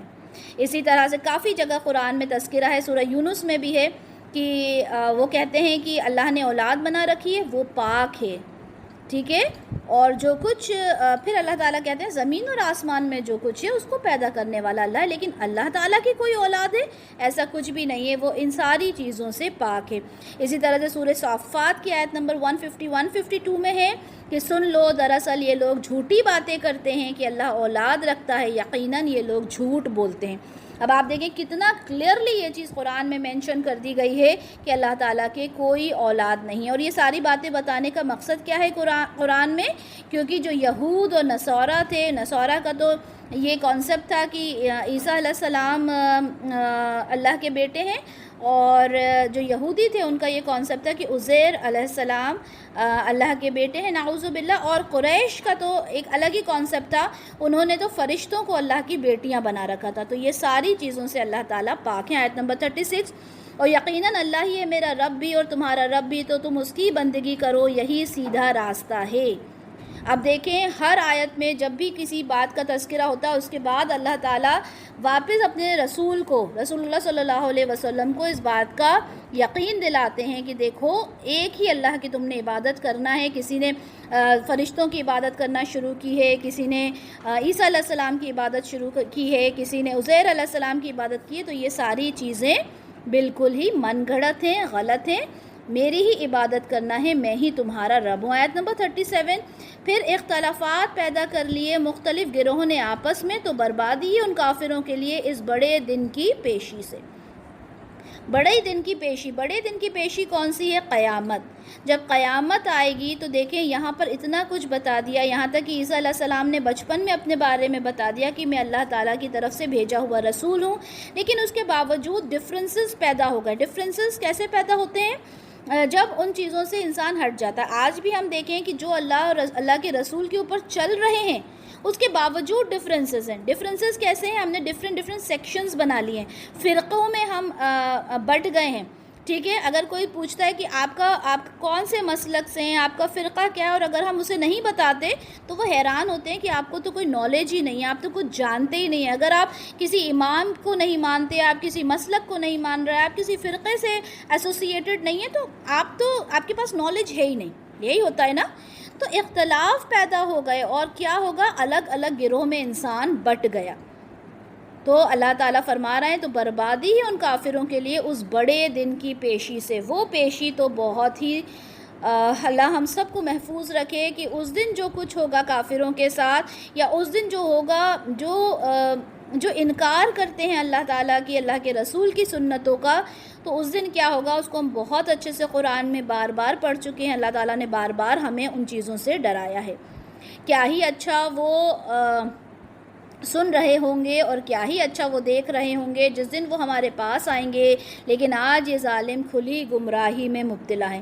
اس دن تو جو ہوگا سب کو معلوم ہے، لیکن آج یہ لوگ گمراہی میں ہیں، آج یہ لوگ اپنے اوپر ظلم کر رہے ہیں، آج یہ لوگ چیزوں کو سمجھ نہیں رہے ہیں کہ قیامت کا وہ دن ہوگا، اور اس دن سب کہتے ہیں نا دودھ کا دودھ اور پانی کا پانی ہو جائے گا، ہر چیز کلیئر ہو جائے گی، واضح ہو جائے گی، جنت بھی جہنم بھی ہر چیز آپ کے سامنے لا کر رکھ دی جائے گی، آپ کا نامہ اعمال آپ کے ہاتھ میں دے دیا جائے گا، لیکن ابھی تو وہ اپنے اوپر ظلم کر رہے ہیں، گمراہی میں ہیں۔ آیت نمبر 39، اور نبی صلی اللہ علیہ وسلم آپ انہیں خبردار کر دیجئے اس یوم حسرت سے جب ہر معاملے کا فیصلہ کر دیا جائے گا، البتہ اب یہ لوگ غفلت میں مبتلا ہیں، لہٰذا یہ ایمان نہیں لائیں گے۔ یہ لوگ جو اس بات کو سننے کو تیار نہیں ہیں، انہیں یوم حسرت کے بارے میں بتا دیں۔ دیکھیں عربک میں بھی لکھا ہے یوم الحسرتی، یعنی حسرت، یعنی اس دن وہ حسرت کریں گے۔ کس چیز کی حسرت کریں گے؟ حسرت اس چیز کی کریں گے کہ کیوں نہیں ہم نے ان باتوں کو مان لیا تھا جو رسول اللہ صلی اللہ علیہ وسلم نے بتائی تھی، کیوں نہیں ہم نے قرآن کو سمجھا تھا، کیوں نہیں ہم نے قرآن کو پڑھا تھا، کیوں نہیں ہم نے احادیث کو سمجھا تھا، ٹھیک ہے۔ تو یہ ساری چیزیں یہاں پر بتائی گئی ہیں کہ دیکھو وہ حسرت کا دن ہوگا جس دن کوئی کچھ نہیں کر سکے گا، یقیناً ہم ہی وارث ہوں گے زمین کی اور جو کوئی اس پر موجود ہے اس کے بھی، اور یہ سب لوگ ہماری ہی طرف لوٹائے جائیں گے۔ یہاں پر کیا فرمایا جا رہا ہے کہ دیکھو جس دن کچھ بھی نہیں ہوگا، یہ جو ہم وارث کی بات کرتے ہیں نا کہ اولاد چاہیے، وارث ہمیں چاہیے، تو اس دن کیا ہوگا؟ اس دن جو وارث کی بات کی جا رہی ہے یہاں پر اللہ تعالیٰ کہہ رہا ہے میں ہی وارث ہوں گا، صرف میں ہی وارث ہوں گا، میں ہی سب کچھ کرنے والا ہوں، اس دن کوئی نہیں بچے گا، اس دن صرف میں ہی بچوں گا، میری ہی حکمرانی ہوگی۔ آیت نمبر 41 اور تذکرہ کیجئے اس کتاب میں ابراہیم علیہ السلام کا، یقیناً وہ صدیق نبی تھے۔ اب دیکھیں اسی رکوع میں یہاں پر عیسیٰ علیہ السلام کا سارا تذکرہ ہوا، اس کے بعد اس رکوع میں آخری آیت میں صرف مریم علیہ السلام کی بات کر کے نیکسٹ رکوع میں پھر ہم ابراہیم علیہ السلام کو اچھے سے پڑھیں گے۔ ابراہیم علیہ السلام کو ویسے بھی ہم الحمدللہ بہت اچھے سے پڑھ چکے ہیں، ان کی سیرت ہم نے پڑھی ہوئی ہے بہت اچھے سے، ٹھیک ہے۔ یہاں پر کیا فرمایا جا رہا ہے، اور تذکرہ کیجئے اس کتاب میں ابراہیم علیہ السلام کا، یقیناً وہ صدیق نبی تھے۔ اب ان کی جو شخصیت ہے، ان کی جو مثال ہے، انہوں نے جو قربانیاں دیں وہ سب ہمیں معلوم ہے، کس طرح اپنی اولاد کو انہوں نے بیابان میں چھوڑ دیا، کس طرح سے وہ ایک اللہ کی عبادت کرنے والے تھے، کس طرح انہوں نے اپنے باپ کو سمجھایا کہ آپ یہ سب کچھ جو کر رہے ہیں غلط کر رہے ہیں، ٹھیک ہے، کس طرح سے انہوں نے اپنا وطن چھوڑ دیا۔ تو یہ ساری باتیں انشاءاللہ ہم یہاں پر پڑھیں گے، اور یہاں پر اس سورہ کے اندر تھوڑا تذکرہ ہمیں ملے گا ابراہیم علیہ السلام کا، کہیں موسیٰ علیہ السلام کا، کہیں یحییٰ علیہ السلام کا، کہیں ایک دو آیت میں اسماعیل علیہ السلام کا، ٹھیک ہے، ایک دو آیت میں ادریس علیہ السلام کا۔ تو تھوڑا سب کے بارے میں بتایا گیا کہ رسول اللہ صلی اللہ علیہ وسلم سے کہا گیا کہ آپ ان کو یہ ساری باتیں بتا دیں۔ یہاں سے اب نیکسٹ ہمارا رکوع شروع ہو رہا ہے، رکوع نمبر 3 جو کہ آیت نمبر 42 سے لے کر آیت نمبر 50 تک رہے گا، ٹھیک ہے۔ تو یہاں پر اللہ تعالیٰ کیا فرما رہا ہے، یاد کیجئے جب ابراہیم نے اپنے والد سے کہا ابا جان آپ کیوں بندگی کرتے ہیں ایسی چیزوں کی جو نہ سن سکتی ہے، نہ کچھ دیکھ سکتی ہے، اور نہ ہی آپ کے کچھ کام آ سکتی ہے۔ اب یہاں پر اس میں جو ابراہیم علیہ السلام کا جو پورشن، جو پارٹ جو یہاں پہ لیا گیا ہے اس سورہ میں، وہ خالی جو ان کے والد کے ساتھ ان کا کنورسیشن تھا وہ ہے، جب انہوں نے ان کو دعوت دی تھی توحید کی، اور ان سے کہا تھا کہ آپ یہ جو کچھ کر رہے ہیں اس کو آپ چھوڑ دیں، لیکن ان کے باپ آخر تک اس بات سے بالکل بھی تیار نہیں ہوئے تھے، اس بات کو انہوں نے نہیں مانا تھا، ٹھیک ہے۔ تو اس کو ہم آیت وائز دیکھتے ہیں انشاءاللہ۔ تو جب انہوں نے اپنے والد سے کہا تھا کہ آپ کیوں بندگی کرتے ہیں ایسی چیزوں کی جو نہ ہی تو آپ کو سن سکتی ہیں، نہ ہی آپ کو دیکھ سکتی ہیں، اور نہ ہی آپ کے کام آ سکتی ہیں، بتوں کی بات ہو رہی تھی جن کی وہ پرستش کیا کرتے تھے۔ آیت نمبر 43 ابا جان یقیناً میرے پاس وہ علم آیا ہے جو آپ کے پاس نہیں آیا، بس آپ میری پیروی کیجئے، میں آپ کو دکھاؤں گا سیدھا راستہ۔ یہاں پر کتنی خوبصورتی سے، کتنی پیار، کتنی محبت سے انہیں سمجھا رہے ہیں کہ اللہ تعالیٰ نے مجھے علم دے دیا، آپ میری پیروی کیجئے، مجھے فالو کیجئے، میری اطاعت کیجئے۔ ہر نبی نے اپنی قوم سے یہی کہا کہ اللہ کی اطاعت کیجیے اور میری اطاعت کیجیے، یہ یاد ہے نا، اطیعوا اللہ و اطیعوا الرسول۔ تو انہوں نے کہا آپ میری اطاعت کیجیے، ابا جان آپ شیطان کی بندگی نہ کیجیے، شیطان یقیناً رحمان کا نافرمان ہے، ابا جان مجھے اندیشہ ہے کہ رحمان کی طرف سے کوئی عذاب آپ کو آ پکڑے گا اور آپ شیطان کے ساتھی بن کر رہ جائیں گے۔ آپ یہاں دیکھ رہے ہیں کس حد تک ان کے دل میں تڑپ ہے کہ میرا باپ اگر شیطان کے بہکاوے میں آ جائے گا تو وہ قیامت میں کیا ہوگا میرے باپ کے ساتھ، ٹھیک ہے۔ تو وہ اس چیز سے ڈر رہے ہیں اور بہت فکر مند ہیں اپنے باپ کے لیے۔ وہ کہہ رہے ہیں کہ ابا جان آپ میری بات سن لیں، یہ جو آپ شیطان کے جو پیروکار بنے ہیں یہ بہت ہی غلط چیز ہے جو آپ کر رہے ہیں۔ اب ان سب کے بعد باپ نے کیا کہا، اے ابراہیم کیا تم کنارہ کشی کر رہے ہو میرے معبودوں سے؟ اگر تم اس سے باز نہ آئے تو میں تمہیں سنگسار کر دوں گا اور تم مجھے چھوڑ کر چلے جاؤ ایک مدت تک۔ لیکن یہاں پر کچھ بھی اثر باپ کو نہیں ہوا، اور باپ نے کیا کہا کہ اگر تم نے نہیں سنا اور تم اسی طرح سے باتیں کرتے رہے تو میں تمہیں سنگسار کر دوں گا، تم یہاں سے چلے جاؤ۔ ابراہیم علیہ السلام نے کہا آپ پر سلام، میں اپنے رب سے آپ کے لیے استغفار کرتا رہوں گا، وہ مجھ پر بڑا مہربان ہے۔ یہاں پر بھی بہت ہی شفقت کے ساتھ، بہت ہی محبت سے جب انہوں نے کہا کہ اب یہاں کچھ نہیں ہو سکتا، انہوں نے کہا کہ ٹھیک ہے آپ پر سلامتی ہو، لیکن جب تک آپ حیات ہیں میں آپ کے لیے مغفرت کی دعا کرتا رہوں گا. اور ہم نے یہ بھی پڑھا کہ جب آزر کا جب اس کی موت آئی، جب وہ اس دنیا میں نہیں رہا، تو اللہ تعالیٰ نے کہا کہ اب اس کے لیے مغفرت کی دعا کرنا بند کر دیجئے، کیونکہ کسی کافر کے لیے مغفرت کی دعا کرنا جب وہ دنیا میں نہ رہے تو وہ الاؤڈ نہیں ہے. ہاں جب تک وہ زندہ ہے اس کی ہدایت، اس کو اللہ تعالیٰ اسے ہدایت دیں، یہ ضرور ہم کر سکتے ہیں. آیت نمبر 48، اور میں کنارہ کشی کرتا ہوں آپ سے بھی اور ان تمام معبودوں سے بھی جنہیں آپ لوگ اللہ کے سوا پوجتے ہیں، اور میں تو اپنے رب کو ہی پکاروں گا. مجھے یقین ہے میں اپنے رب کو پکارنا نامراد نہیں، پکار کر نامراد نہیں رہوں گا. اس کے بعد آیت نمبر 49، پھر جب ابراہیم علیہ السلام نے ان سب سے کنارہ کشی کر لی اور ان سے بھی جن کے وہ اللہ کے سوا عبادت کرتے تھے، تو ہم نے آپ کو عطا کیا اسحاق جیسا بیٹا اور یعقوب جیسا پوتا، اور سب کو نبی بنایا. یہاں ہم آلریڈی پڑھ چکے ہیں کہ جب انہوں نے اللہ تعالیٰ کی فرما برداری کی، یہاں پہ چیزیں ساری بیچ میں اسکپ کر دی گئی ہیں، لیکن ہم الحمدللہ پڑھ کر آ چکے ہیں کہ جب اسماعیل علیہ السلام کے ساتھ انہوں نے ہر وہ حکم بجا لائے جو اللہ تعالیٰ نے ان سے کہا تھا، تو اللہ تعالیٰ نے خوش ہو کر انہیں اسحاق علیہ السلام اور یعقوب علیہ السلام کی خوشخبری دی تھی. اسی خوشخبری کی یہاں پر بات ہو رہی ہے. آیت نمبر 50 دیکھتے ہیں، اور ہم نے ان سب کو اپنی خصوصی رحمت سے حصہ عطا فرمایا اور ان کو اعلیٰ درجے کی سچی شہرت عطا فرمائی. کن سب کو؟ یعنی جب ابراہیم علیہ السلام، جو یہاں پر ان کے بیٹوں کی بات ہو رہی ہے، تو ابراہیم علیہ السلام جب عراق کی سرزمین سے نکلے، جب ان کے والد نے ان سے کہہ دیا کہ تم یہاں سے چلے جاؤ، تو انہوں نے اللہ سے دعا کی. ایک تو انہوں نے دعا یہ کی تھی کہ اللہ تعالیٰ میں یہ جو ہجرت کر رہا ہوں وہ میرے لیے اس سے رہنمائی فرمائے، یہ بھی قرآن میں ہی ہے، ٹھیک ہے. اور دوسری دعا انہوں نے یہ بھی کی تھی کہ اللہ تعالیٰ مجھے نیک اولاد فرمائیے. تو ان دعاؤں کی بدولت اللہ تعالیٰ نے انہیں کتنی نیک اور صالح اولادیں عطا کی تھیں. اسماعیل علیہ السلام، ٹھیک ہے، اور اسحاق علیہ السلام، اور یہاں پہ خاص طور پہ اسحاق علیہ السلام اور یعقوب علیہ السلام کا تذکرہ کیا جا رہا ہے کہ وہ ان کے اوپر اللہ تعالیٰ کی خاص رحمت تھی، خصوصی رحمت ان کے اوپر تھی. اب یہاں سے رکو نمبر 4 شروع ہو رہا ہے، جو کہ آیت نمبر 51 سے آیت نمبر 65 تک ہے. اب یہاں پر موسیٰ علیہ السلام کا تذکرہ کرنے کے لیے اللہ تعالیٰ فرما رہے ہیں کہ اور کتاب میں تذکرہ کیجئے موسیٰ علیہ السلام کا، یقیناً وہ تھے خاص کیے گئے اور وہ تھے رسول نبی.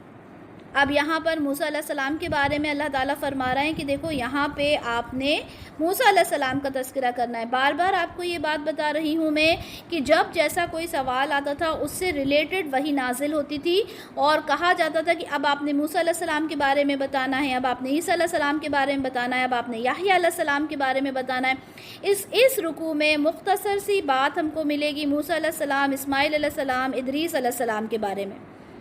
ٹھیک ہے، یہ 51 سے 65 تک ہے، اور اس میں ان 3 نبیوں کا تذکرہ ہم دیکھیں گے.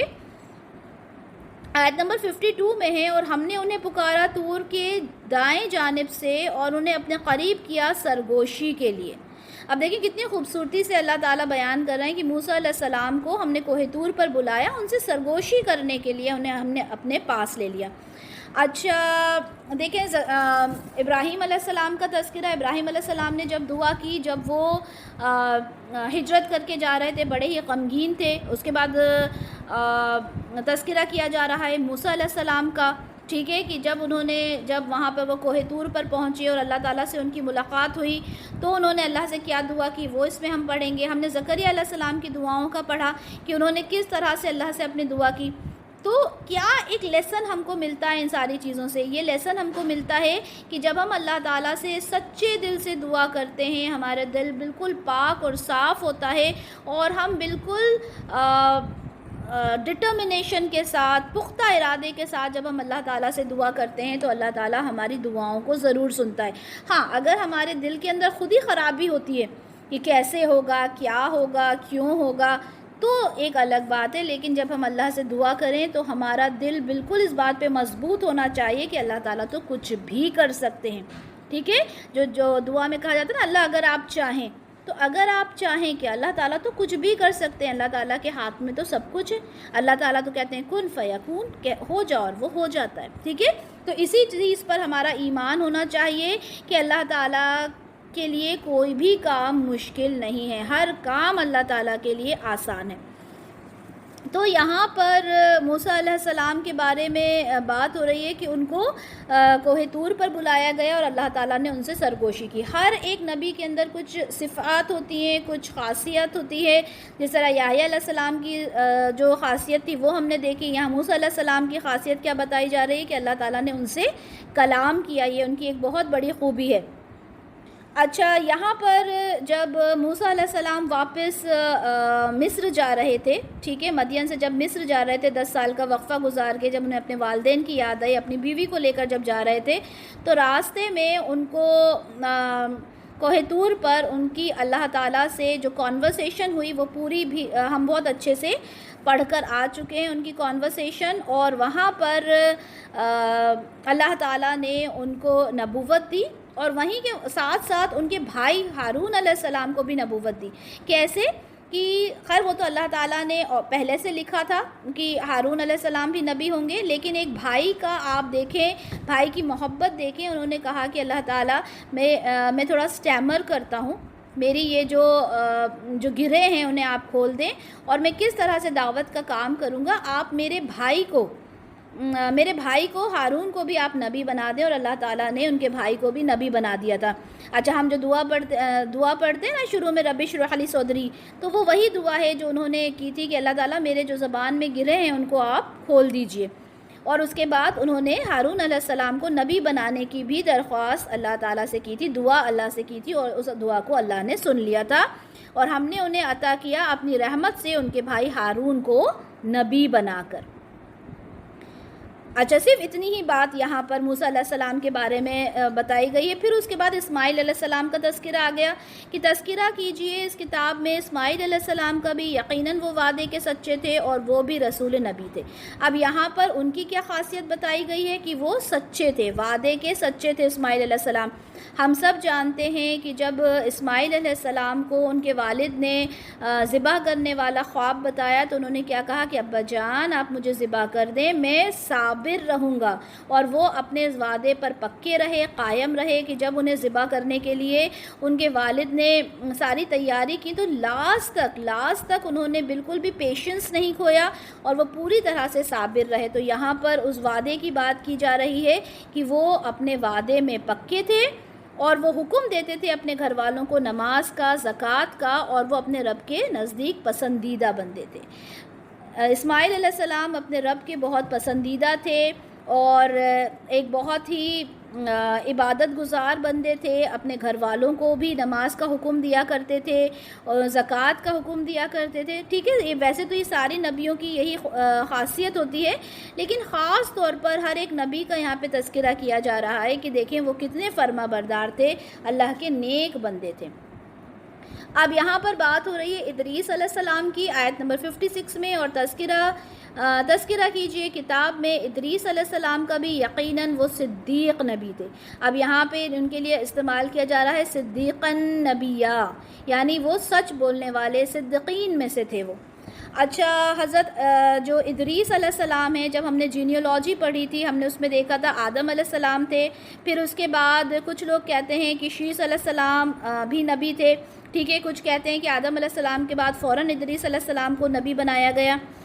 تو دو طرح کے قول ہیں. اور پھر اس کے بعد جب نوح علیہ السلام جو تھے وہ پہلے رسول تھے, ٹھیک ہے, اس سے پہلے نبی تھے. کچھ شیث علیہ السلام کا نام لیتے ہیں اور کچھ شیث علیہ السلام کا نام نہیں لیتے. خیر, ادریس علیہ السلام کا یہاں پہ ہمیں تذکرہ ملتا ہے. ادریس علیہ السلام کا تذکرہ ہمیں 2 جگہ ملے گا.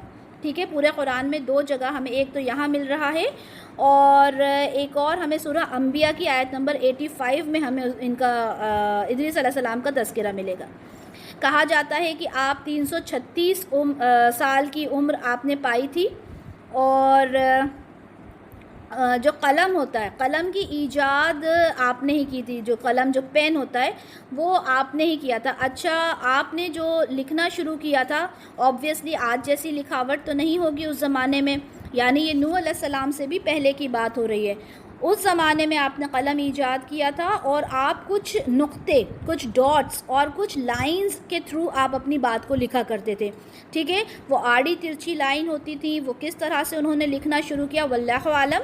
لیکن ہاں, لکھنے کی جو شروعات ہے, قلم کا جو ایجاد ہے, وہ ادریس علیہ السلام کے تھرو ہی ہوتا ہے. ٹھیک ہے, تو یہ سارے جو اسکلز تھے, یہ جو انوینشن ہے, ٹھیک ہے, یہ قلم کی, وہ ادریس علیہ السلام کے تھرو ہی ہوئی تھی.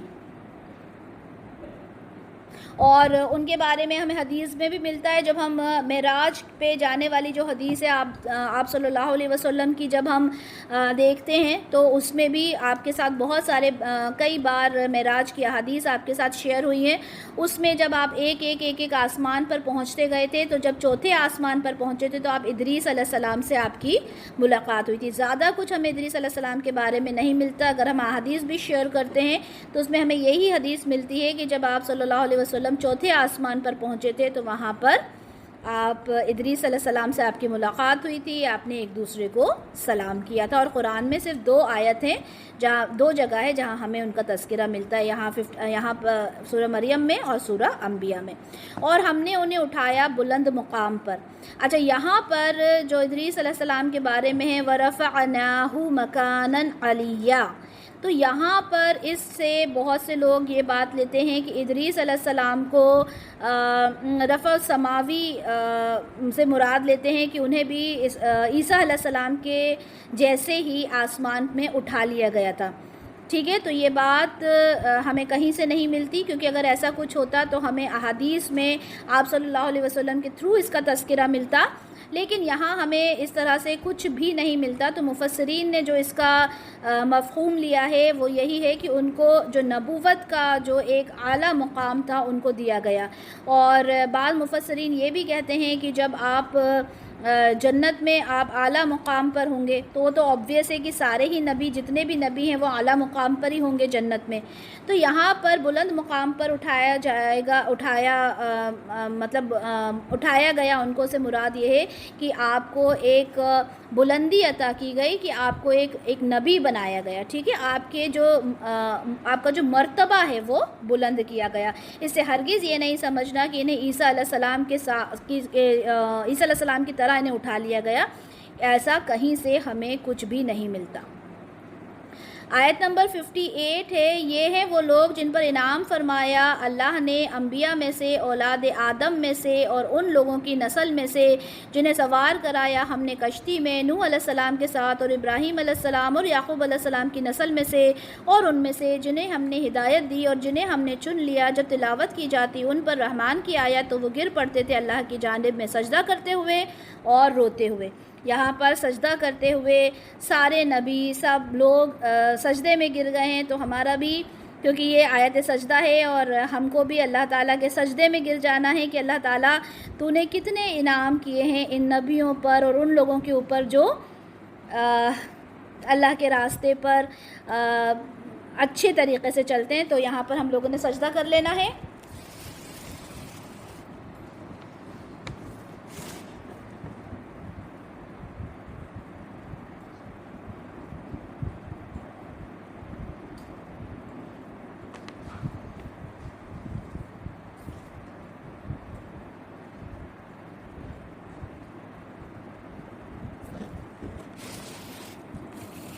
سجدے کے لیے آپ لوگوں کو پہلے بھی بہت بار بتایا جا چکا ہے. آپ جس بھی حالت میں ہیں, اگر آپ کا وضو نہیں ہے, آپ جہاں بھی ہیں آپ سجدہ کر سکتے ہیں. ضروری نہیں ہے کہ جا نماز پر ہی جا کے آپ نے سجدہ کرنا ہے. آپ جس حالت میں بیٹھے ہیں اللہ کے آگے اپنا سر جھکا دینا سجدہ ہوتا ہے, اللہ کا شکر ادا کرنا سجدہ ہوتا ہے.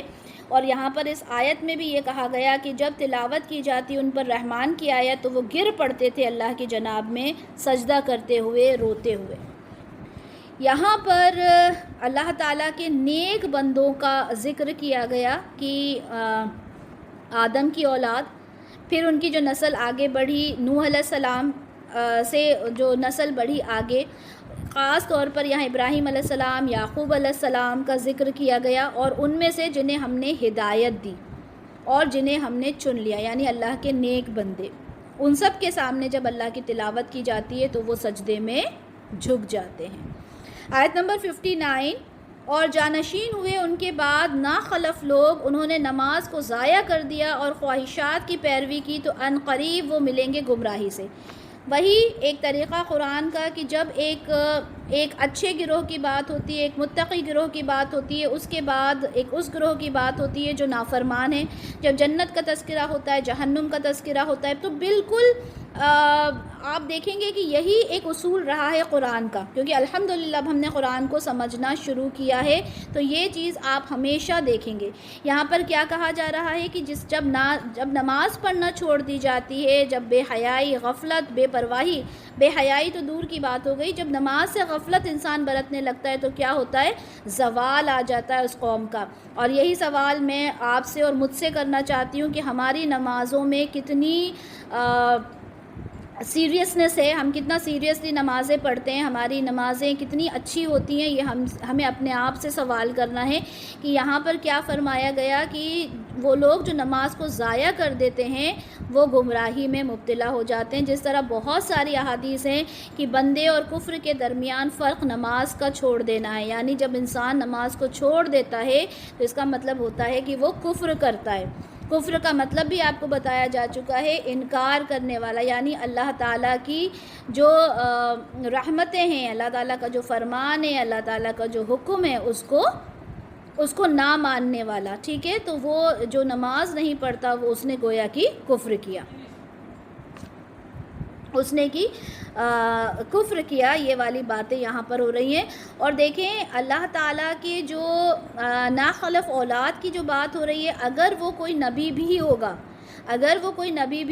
اور اگر اس کی اولاد گمراہی میں ہے تو اللہ تعالیٰ اس کو بھی صرف اس وجہ سے نہیں بخش دیں گے کہ وہ کسی نبی کی اولاد ہے یا کسی نبی کی بیوی ہے۔ ہم بہت اچھے سے پڑھ کر آ چکے ہیں نوح علیہ السلام کا کہ ان کے بیٹے کو اللہ تعالیٰ نے نہیں بخشا اس وجہ سے کہ وہ نبی کے بیٹے ہیں، نہیں، بالکل نہیں، منع کر دیا۔ اسی طرح لوط علیہ السلام کی بیوی، ان کو بھی پیچھے چھوڑ دیا گیا۔ تو صرف اس وجہ سے کوئی بچ جائے گا کہ وہ کسی بہت ہی عبادت گزار انسان کا بیٹا ہے یا نبی کا بیٹا ہے، تو ایسا کہیں بھی نہیں ہے۔ ہر انسان اپنے اعمال کے تھرو ہی بخشا جائے گا، یا اس کا جو نامہ اعمال ہے اس میں اس کے ماں باپ کا حساب کتاب نہیں ہوگا بلکہ اس کا خود کا حساب کتاب ہوگا۔ آیت نمبر 60، سوائے ان کے جنہوں نے توبہ کی اور وہ ایمان لائے اور انہوں نے نیک اعمال کیے تو وہی لوگ جنت میں داخل ہوں گے اور ان پر قطعاً کوئی ظلم نہیں کیا جائے گا۔ جنہوں نے توبہ کر لی، اور تو توبہ کرنے سے کیا ہوتا ہے؟ بہت باری حدیث شیئر کی ہے کہ جب انسان توبہ کرتا ہے تو اس کے دل کے اوپر جو سیاہ دھبا لگتا ہے وہ مٹ جاتا ہے، ٹھیک ہے؟ تو اور ایک حدیث وہ بھی شیئر کی تھی آپ کے ساتھ کہ 99 قتل کیے، پھر اس کے بعد اس نے توبہ کی، اللہ تعالیٰ نے اس کو جنت نصیب کر دی۔ تو بہت ساری احادیث ہمیں توبہ سے ریلیٹڈ ہم نے لیکچرز میں بھی شیئر کیے کہ جس انسان نے توبہ کر لی اللہ تعالیٰ اس کے ساتھ حق تلفی نہیں کریں گے، ذرہ برابر بھی اس کی جو اس نے گناہ کیے تھے اس کے اوپر کوئی بھی اس کو سزا نہیں دی جائے گی اگر اس نے سچے دل سے دنیا میں رہتے رہتے توبہ کر لی، کیونکہ قیامت میں تو پھر کچھ بھی توبہ یا کچھ بھی کرنا اس کے کام نہیں آئے گا۔ آیت نمبر 61، انہیں ملیں گے ہمیشگی کے باغات جن کا وعدہ کیا تھا رحمان نے اپنے بندوں سے غیب میں، یقیناً اس کا وعدہ تو پورا ہونے والا ہے۔ الحمدللہ اللہ تعالیٰ نے جو وعدے کیے ہیں وہ غیب کی باتیں ہیں، لیکن غیب پر ہم ایمان لاتے ہیں اور ہمارا پکا یقین ہے کہ اگر ہم متقی ہیں، ہم پرہیزگار ہیں، ہم اللہ کے احکام کو ماننے والے ہیں، انشاءاللہ ہم جو جنت ہے، جو باغات ہیں، وہاں پر ہم انشاءاللہ وہاں پر ضرور مقیم ہوں گے۔ آیت نمبر 62، وہ نہیں سنیں گے اس میں سے کوئی لغو بات، صرف سلام ان کے لیے ان کا رزق ہوگا صبح اور شام، وہاں پر کسی طرح کی غلط بات، فحش بات نہیں ہوگی، وہاں پہ صرف سلام اور سلام کی آپ کو گونج سنائی دے گی۔ یہ وہ جنت ہے جس کا ہم وارث بنائیں گے اپنے بندوں میں سے ان کو جو متقی ہوں گے۔ جنت کے وارث کون ہوں گے؟ متقی لوگ ہوں گے۔ متقی لوگ کون ہوتے ہیں؟ پرہیزگار لوگ۔ آیت نمبر 64، اے نبی صلی اللہ علیہ وسلم، ہم فرشتے نہیں نازل ہوتے مگر آپ کے رب کے حکم سے، اسی کے اختیار میں جو ہمارے آگے ہے اور جو ہمارے پیچھے ہے اور جو کچھ اس کے درمیان ہے، اور آپ کا رب بھولنے والا نہیں۔ اب یہاں اس آیت کو سمجھتے ہیں کہ آپ صلی اللہ علیہ وسلم کے اوپر جو کفار جو ان کے اوپر ظلم و ستم کر رہے تھے، ان کے صحابہ کے ساتھ، ان کے ساتھیوں کے ساتھ، اور ابھی حضرت عمر اور حضرت حمزہ رضی اللہ عنہما یہ بھی ابھی ایمان لے کر نہیں آئے تھے. تو مسلمانوں کی جو کنڈیشن تھی وہ اتنی زیادہ اسٹرانگ نہیں تھی اس وقت. اور آپ کے جو چچا تھے، آپ کی جو وائف تھیں، وہ بھی اس دنیا سے چلے گئی تھیں. اب آپ بڑے پریشان رہتے تھے، اور جب جبرائیل علیہ السلام آتے اور اللہ تعالیٰ کا فرمان آپ کو دیتے، اللہ کی طرف سے آپ کو تسلی دیتے، تو آپ بڑے خوش ہو جایا کرتے تھے. تو جب آپ کے پاس وحی نہیں آتی تھی، جبرائیل علیہ السلام کو آنے میں تاخیر ہو جاتی تھی، تو وہ آپ سے کہتے تھے کہ مطلب آپ کو اتنا ٹائم کیوں لگا آنے میں، آپ اتنا دیر سے کیوں آئے، آپ جلدی کیوں نہیں آئے. تو جب اس طرح کی باتیں جب کی جاتی تھیں، تو یہاں پر جبرائیل علیہ السلام کہہ رہے ہیں کہ اے نبی صلی اللہ علیہ وسلم، ہم فرشتے نہیں نازل ہوتے مگر آپ کے رب کے حکم سے. ہم اپنی مرضی سے تھوڑی آنا جانا کر سکتے ہیں. ہم تو صرف اللہ تعالیٰ جب ہمیں حکم دیتا ہے ہم تو جب ہی آ سکتے ہیں. ٹھیک ہے، جو کچھ زمین میں ہے، آسمان میں ہے، ہمارے آگے ہے، ہمارے پیچھے ہے، سب چیزوں کا اختیار کس کے ہے؟ اللہ تعالیٰ کے ہاتھ میں ہے. تو ہم جو بھی کچھ کرتے ہیں ہم اس سے مطلب ہماری طرف سے وہ نہیں ہوتا. اور یہاں پر یہ بھی فرمایا گیا کہ آپ یہ نہ سوچیں کہ اللہ تعالیٰ وہی کرنا بھول گئے، نعوذ باللہ. ٹھیک ہے، کیونکہ آپ کا جو رب ہے وہ بھولنے والا نہیں ہے. تو یہاں پر یہ بات بہت اچھے سے جبرائیل علیہ السلام نے سمجھا دی کہ دیکھیں آپ بالکل بھی ایسا نہ سوچیں کہ اللہ تعالیٰ کوئی چیز کو بھول گئے ہیں، کیونکہ یہ پاسبل نہیں ہے. آیت نمبر 65، وہ رب ہے آسمانوں کا اور زمینوں کا اور اس کا جو ان دونوں کے درمیان ہے، بس آپ صلی اللہ علیہ وسلم اس کی عبادت کریں اور جمے رہیں اس کی عبادت پر. کیا آپ جانتے ہیں کوئی اس کا ہم نام؟ یعنی اللہ تعالیٰ جبرائیل علیہ السلام کیا فرما رہے ہیں کہ آپ اللہ تعالیٰ کے جو بھی احکام ہیں ان کو آپ نے مضبوطی سے تھام کے رکھنا ہے، آپ نے صبر کرنا ہے. اگر مجھے آنے میں کچھ دیر بھی ہو جاتی ہے تو آپ نے صبر کے ساتھ مضبوطی کے ساتھ اس دین کو تھام کے رکھنا ہے. اور یہاں پر یہ بھی فرمایا گیا کہ جو ہم نام جو ورڈ یوز کیا گیا اس سے کیا مراد ہے کہ اللہ تو الہ ہے، معبود ہے. کیا کوئی دوسرا الہ ہے؟ تمہارے علم میں کوئی دوسرا الہ بھی ہے؟ اگر نہیں ہے اور تم جانتے ہو کہ کوئی دوسرا الہ نہیں ہے تو اس بات کے لیے ٹینشن کیوں لینا؟ معلوم ہے کہ وہ اللہ ہے، وہی معبود ہے اور اس کے ہی تھرو وہی نازل ہوگی. تو آپ بالکل صبر نہ کریں، آپ ٹینشن نہ لیں، آپ اطمینان سے رہیں، صبر کریں. انشاءاللہ آپ کے ساتھ جو یہ سلسلہ چل رہا ہے وہ چلتا رہے گا. ٹھیک ہے، تو یہاں پر جبرائیل علیہ السلام ان کو تسلی دے رہے ہیں. آیت نمبر 66، یہاں سے رکوع نمبر 5 ہمارا شروع ہوتا ہے. 66 سے 82 ہے. یہاں آخرت کو نہ ماننے والوں کا کیا حال ہوگا وہ یہاں پر دیکھیں گے. آیت نمبر 66، اور انسان کہتا ہے کہ جب میں مر جاؤں گا تو مجھے پھر زندہ کر کے نکال لیا جائے گا. کیا انسان یہ بات یاد نہیں کرتا کہ ہم نے ہی اسے پیدا کیا تھا اس سے پہلے، جبکہ وہ کچھ بھی نہیں تھا. تو یہاں پہ کیا جو وہاں کے قریش کے جو لوگ تھے جو ان باتوں کو نہیں مانتے تھے، وہ کیا کہتے ہیں؟ وہ یہ کہتے تھے کہ ایسا کیسے ہو سکتا ہے کہ ہم مر جائیں گے اور پھر ہم دوبارہ اٹھائے جائیں گے. وہ ان ساری چیزوں کو ماننے کے لیے تیار ہی نہیں ہوتے تھے. ٹھیک ہے، وہ ان ساری چیزوں کو ماننے کے لیے تیار نہیں ہوتے تھے کہ ہمیں دوبارہ سے اٹھایا جائے گا. تو یہاں پر اللہ تعالیٰ کیا فرما رہے ہیں؟ کیا انسان یہ بات یاد نہیں کرتا کہ ہم نے ہی اسے پیدا کیا تھا پہلے بھی؟ یعنی جو انسان آج یہ کہتا ہے کہ ہمیں کیسے اٹھایا جائے گا، ہم کیسے اٹھیں گے، ہم تو چورا چورا ہو جائیں گے. تو بھئی پہلے بھی تو اللہ تعالیٰ نے تمہیں بنایا تھا. سورہ یاسین میں ہم دیکھتے ہیں کہ وہ اپنی پیدائش کو بھول کر ہم پر مثالیں چسپاں کرتے ہیں کہ ان ہڈیوں کو کون زندہ کرے گا جب وہ بوسیدہ ہو جائیں گی. تو اللہ تعالیٰ فرما رہے ہیں کہ انہیں تو وہی زندہ کرے گا جس نے انہیں پہلی مرتبہ انہیں پیدا کیا تھا. تو یہ ساری یہاں پہ سورہ یاسین کی 78 سے 82 تک آیات ہیں. اس میں آپ دیکھیں کس طرح سے، کس خوبصورتی سے اللہ تعالیٰ فرما رہے ہیں کہ بھائی ہم ہی تو ہیں جو ہم ہی نے تو انسان کو پیدا کیا تھا اور آگے بھی چل کر ہم ہی انسان کو پیدا کریں گے. اس کے بعد آیت نمبر 68 ہے، اور آپ صلی اللہ علیہ وسلم کے رب کی قسم ہم ضرور جمع کریں گے انہیں اور تمام شیاطینوں کو بھی، پھر ہم ضرور حاضر کریں گے انہیں جہنم کے گرد گھٹنوں کے بل گرے ہوئے۔ اب یہاں پر اللہ تعالیٰ کیا فرما رہا ہے کہ یہ جو باتیں آپ کر رہے ہو، یہ جو کچھ آپ کہہ رہے ہو، یہ ان کو سمجھا دو،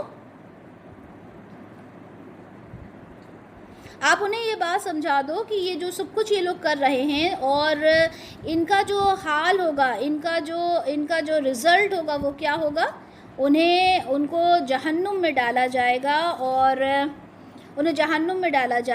اور ان کے ساتھ ان کے شیاطین بھی ہوں گے۔ اب شیاطین سے مراد ہم یہ بھی لے سکتے ہیں کہ جو شیطان ہے جس نے اللہ تعالیٰ سے وعدہ لیا تھا کہ میں انہیں ورغلاتا رہوں گا، وہ بھی، اور شیاطین جو آپ کے ساتھ کے لوگ ہوتے ہیں وہ بھی تو شیاطین ہوتے ہیں نا، وہ لوگ بھی شیاطین ہیں جو آپ کو ورغلاتے رہتے ہیں، ٹھیک ہے؟ تو وہ ان سب کو ایک ساتھ جمع کر لیا جائے گا، یعنی اسپیشلی جو ریپرزنٹیٹیو ہوں گے جو آپ کو ورغلاتے ہیں، ان کو تو اللہ تعالیٰ پہلے پوچھے گا کہ تم نے کیوں ان کو دین سے دور کیا تھا۔ آیت نمبر 69، پھر ہم ضرور چھانٹ کر نکال لیں گے ہر گروہ میں سے ہر اس شخص کو جو ان میں سب سے زیادہ سخت تھا رحمان کے خلاف سرکشی میں، یعنی جو ان کا لیڈر تھا، تو اس لیڈر کو تو ہم ضرور نکال کر کھڑا کریں گے اور اس کو تو ہم ضرور پوچھیں گے کہ تم نے یہ کیا کیا۔ پھر ہم خوب جانتے ہیں ان لوگوں کو جو اس میں پہلے داخل ہونے کے لائق ہوں گے، اور تم میں سے کوئی بھی ایسا نہیں جو اس پر وارد نہ ہو، یہ آپ کے رب کا حتمی فیصلہ ہے۔ یہاں پر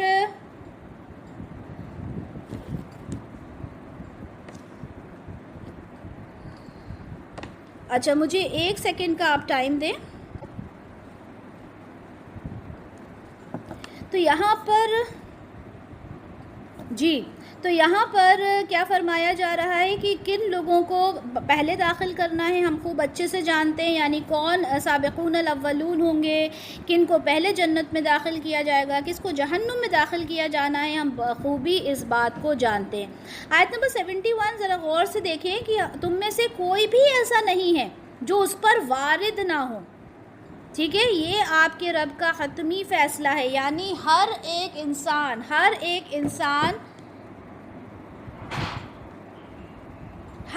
انسان جو ہے وہ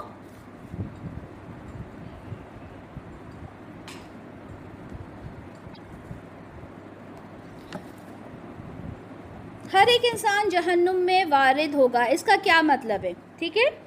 اب دیکھیں اس بات کو اس طرح سے سمجھیں کہ پل صراط کو لے کر چلیں، ٹھیک ہے؟ پل صراط ہے اور اس پر سے ہر انسان کو گزرنا ہے، متقی بھی گزرے گا، کافر بھی گزرے گا، مشرک بھی گزرے گا، اور پل صراط کے نیچے کیا ہے؟ پل صراط کے نیچے جہنم ہے۔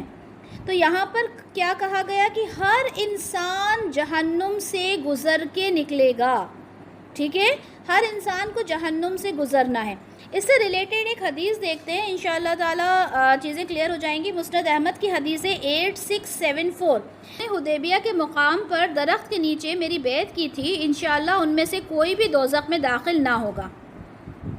تو حفصہ رضی اللہ عنہا نے یہ سوال کیا کہ آپ نے یہ جو آیت ہم نے ابھی پڑھی، اس آیت کے بارے میں آپ نے سوال کیا کہ ہر انسان کو جہنم پہ وارد ہونا ہے، تو اس کا کیا مطلب ہے؟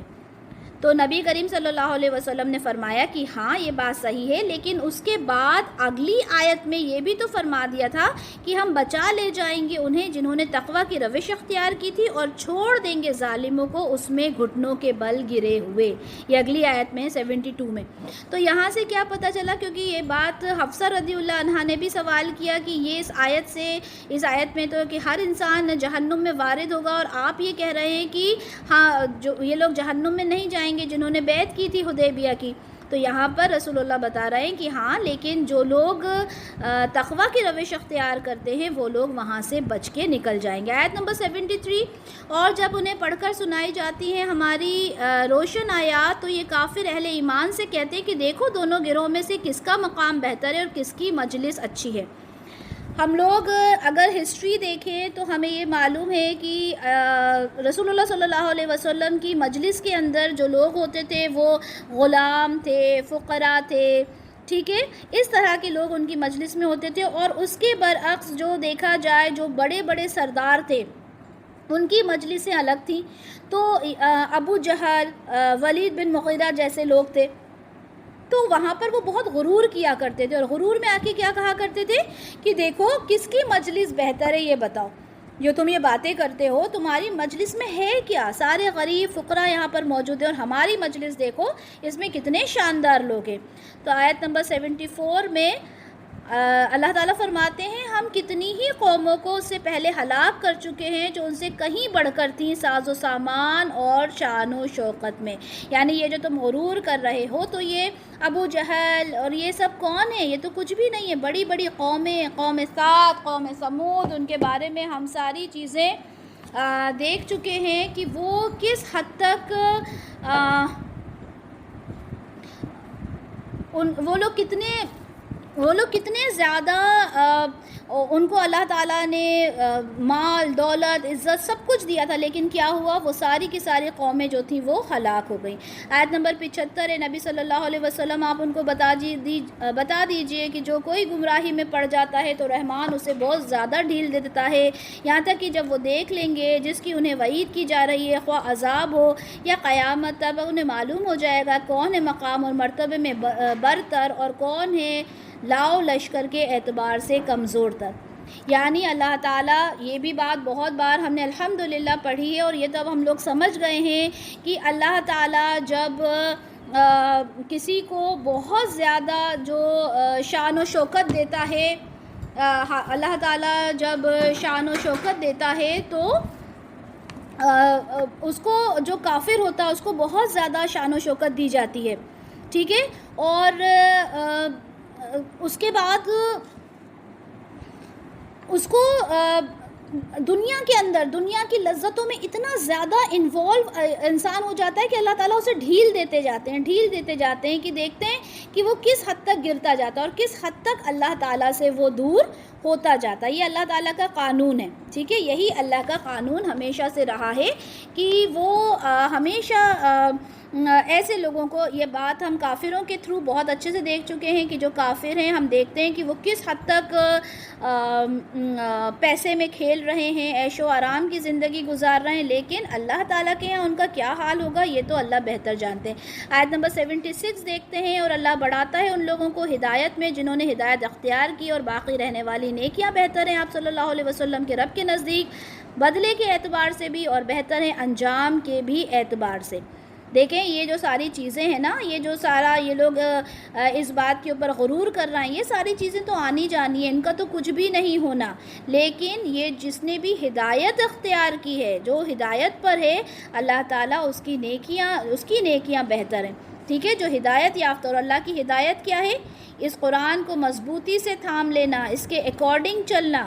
ٹھیک ہے، اور یہ جو غرور کر رہے ہیں، جو فخر کر رہے ہیں، یہ ساری چیزیں تو فنا ہو جانے والی ہیں. آیت نمبر 76، کیا آپ نے اس شخص کو دیکھا نہیں جس نے ہماری آیات کا کفر کیا اور کہا کہ مجھے آخرت میں بھی مال اور اولاد سے لازماً نوازا جائے گا؟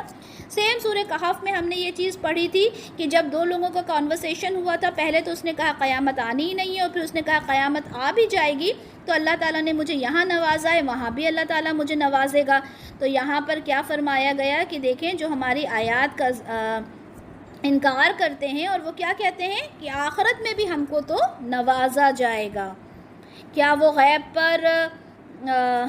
پر مطلع ہو چکا ہے، یا اس نے رحمان سے کوئی عہد کر رکھا؟ کیا اسے اس بات پہ یقین ہو گیا ہے غیب پر انسان کو، یا اس نے رحمان سے کوئی عہد کر لیا ہے؟ کیا اس نے یہ سوچ لیا ہے کہ غیب کی باتوں کو میں جانتا ہوں، جو وہ سوچ رہا ہے کہ میری اولاد ہوگی، میرا سب کچھ بہت اچھا ہوگا، یا کوئی عہد کر لیا ہے؟ اللہ تعالیٰ یہاں فرما رہے ہیں کیوں اتنا زیادہ جو دلیلیں وہ دے رہا ہے کہ میری تو زندگی بہت اچھی ہوگی آخرت میں بھی. یہاں پر اللہ تعالیٰ 79 آیت میں فرما رہا ہے ہرگز نہیں ہم لکھ رکھیں گے جو کچھ وہ کہہ رہا ہے، اس کے لیے عذاب کو ہم بڑھاتے چلے جائیں گے. یہ جو کچھ کہہ رہا ہے کچھ بھی نہیں ہونا، بلکہ ہم اسے عذاب میں گرفتار کریں گے، اور اس کا بدلہ ہم کہاں دیں گے؟ آخرت میں دیں گے. آیت نمبر 80، اور ہم وارث ہوں گے ان سب کے جس کا وہ ذکر کر رہا ہے، وہ آئے گا ہمارے پاس اکیلا ہی. آخرت میں کوئی کسی کا ساتھی نہیں ہوگا، کوئی کسی کی ماں نہیں، کوئی کسی کی بیوی نہیں، کوئی کسی کی اولاد نہیں. وہاں ہر انسان اکیلا ہی جائے گا، اکیلا ہی اللہ کے سامنے پیش کیا جائے گا۔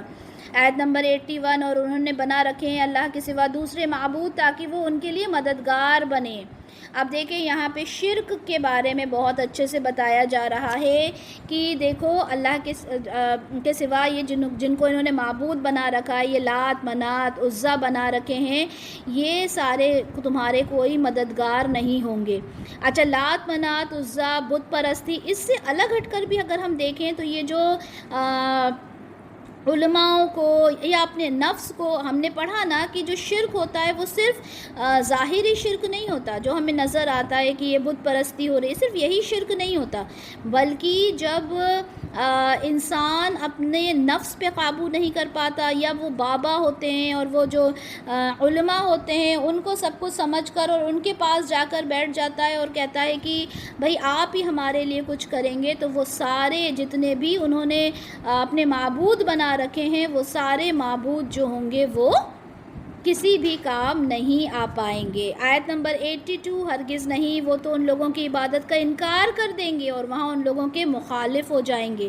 تو یہاں پہ وہ بتوں کی بات نہیں ہو رہی ہے، بلکہ ان لوگوں کی بات ہو رہی ہے جن کی پیروی کرتے ہیں یہ لوگ، اور یہ کہتے ہیں کہ یہی ہمارے سب کچھ ہیں، یہی ہمارے سب کچھ ہیں۔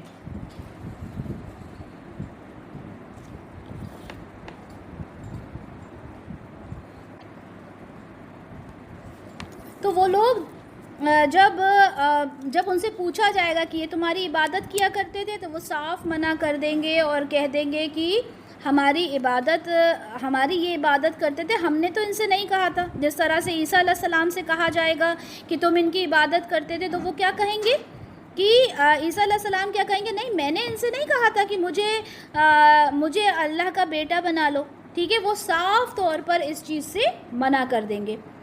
رکوع نمبر 6، آیت نمبر 83 سے 98 پر، اسے بھی انشاءاللہ ہم جلدی سے کر لیں گے، ٹھیک ہے۔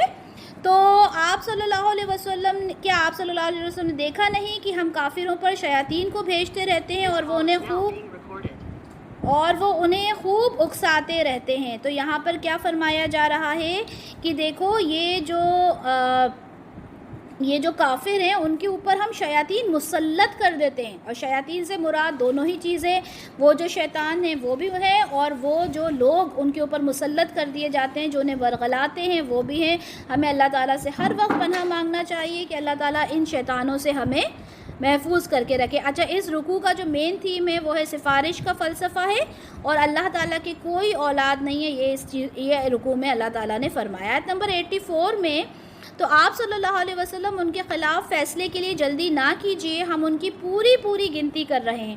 سیم وہی بات یہ پہلے بھی بات ہوئی تھی، جب وحی آنا بند ہو گئی تھی تو انہوں نے کہا تھا کہ وحی آنا کیوں بند ہو گئی، اور وہ پریشان ہو گئے تھے رسول اللہ صلی اللہ علیہ وسلم جب بھی ان کو صبر دیا جا رہا تھا، اور یہاں پھر سے انہیں صبر دیا جا رہا ہے کہ دیکھو آپ یہ جو سوچتے ہو کہ یہ لوگ اتنے گناہ کر رہے ہیں، جو قریش ہیں، یہ جو یہاں کے مشرک ہیں، تو ان کے ساتھ کیا کیا جانا چاہیے، کیوں نہیں ان کے اوپر کوئی پریشانی آ جاتی۔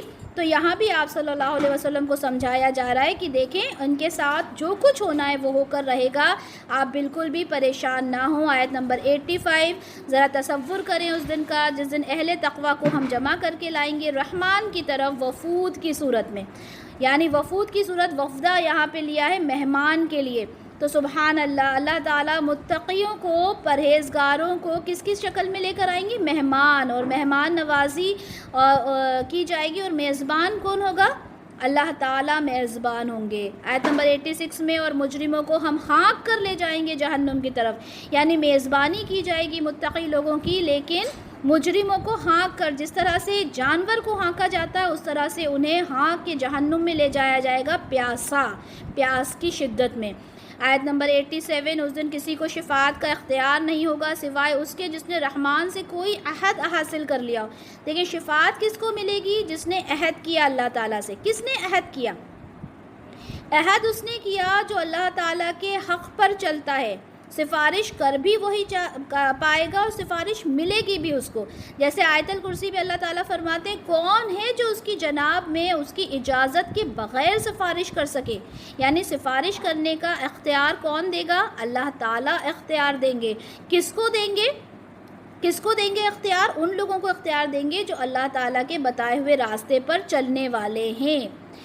سورہ یونس میں ہے کہ اللہ تعالیٰ کی اجازت کے بغیر کوئی سفارش نہیں کی جائے گی۔ سورہ بقرہ میں ہے کہ اللہ تعالیٰ کی اجازت سے سفارش ہو جائے گی۔ سورہ مریم میں ہم نے دیکھ لیا کہ سفارش کا اختیار اسی کو ہوگا جسے رحمان اجازت دیں گے۔ اسی طرح سورہ طٰہٰ میں ہے کہ شفاعت اسی کے حق میں ہوگی جس پر رحمان راضی ہوگا۔ سنن ابو داؤد کی 2 حدیث ہیں 4673 4739 جس اب یہاں آپ کے ساتھ جو 2 احادیث شیئر کی گئی ہیں اس میں بہت کلیئرلی مینشن ہے کہ آپ صلی اللہ علیہ وسلم آئیں گے اور سفارش کریں گے، لیکن یہاں پر ایک چیز بہت جو سمجھنے لائق ہے، جس طرح سے ہم نے اس آیت میں بھی پڑھا کہ آپ صلی اللہ علیہ وسلم صرف اس کے لیے ہی سفارش کر سکیں گے جس کے لیے اللہ چاہیں گے، یعنی اللہ کے اذن سے، اللہ کے حکم سے ہی یہ سفارش قبول ہوگی۔ اور یہ کانسیپٹ بھی کلیئر کرنا یہاں ضروری ہے کہ جو لوگ یہ کہتے ہیں کہ ہم تو یہاں پہ 2 ایکسٹریمز ہیں جن کو سمجھنا ہے۔ پہلی ایکسٹریم تو یہ کہ جو لوگ یہ کہتے ہیں کہ چاہے کچھ بھی ہو جائے اور ہم تو بس جائیں گے اور رسول اللہ صلی اللہ علیہ وسلم ہماری سفارش کریں گے اور ہم جنت میں داخل ہو جائیں گے، تو ایسا ہرگز نہیں ہے۔ اگر آپ اللہ کے بتائے ہوئے راستے پر چلتے ہیں، رسول اللہ صلی اللہ علیہ وسلم کی سنت پر چلتے ہیں، تو آپ کے لیے سفارش کی جائے گی، اور سب سے بڑھ کر اگر اللہ چاہے گا تو اللہ کے اذن سے۔ دوسری یہاں پہ ایکسٹریم جس کے بارے میں بات کی جا سکتی ہے وہ یہ ہے کہ کچھ لوگوں کا عقیدہ یہ ہے کہ آپ نے اپنے ہی طریقے سے یہ اعمال جو ہیں کرنا ہے جنت میں جانے کے لیے، سفارش جیسی کوئی چیز ہوگی ہی نہیں۔ تو ایسا بھی نہیں ہے، ہمیں حدیث سے ملتا ہے کہ آپ صلی اللہ علیہ وسلم سفارش کریں گے ان بندوں کے لیے جن کے لیے اللہ تعالیٰ چاہیں گے۔ تو دونوں ایکسٹریمز کو ہم نے سمجھنا ہے، لیکن ہاں یہ بات ہم نے ذہن میں رکھنا ہے کہ ہمارے اعمال، ظاہر سی بات ہے کہ اگر ہم نیک راستے پر چلیں گے، اللہ کے بتائے ہوئے راستے پر چلیں گے، تب ہی ہمارے لیے رسول اللہ صلی اللہ علیہ وسلم سفارشی بن کر ہمارے لیے کھڑے ہوں گے۔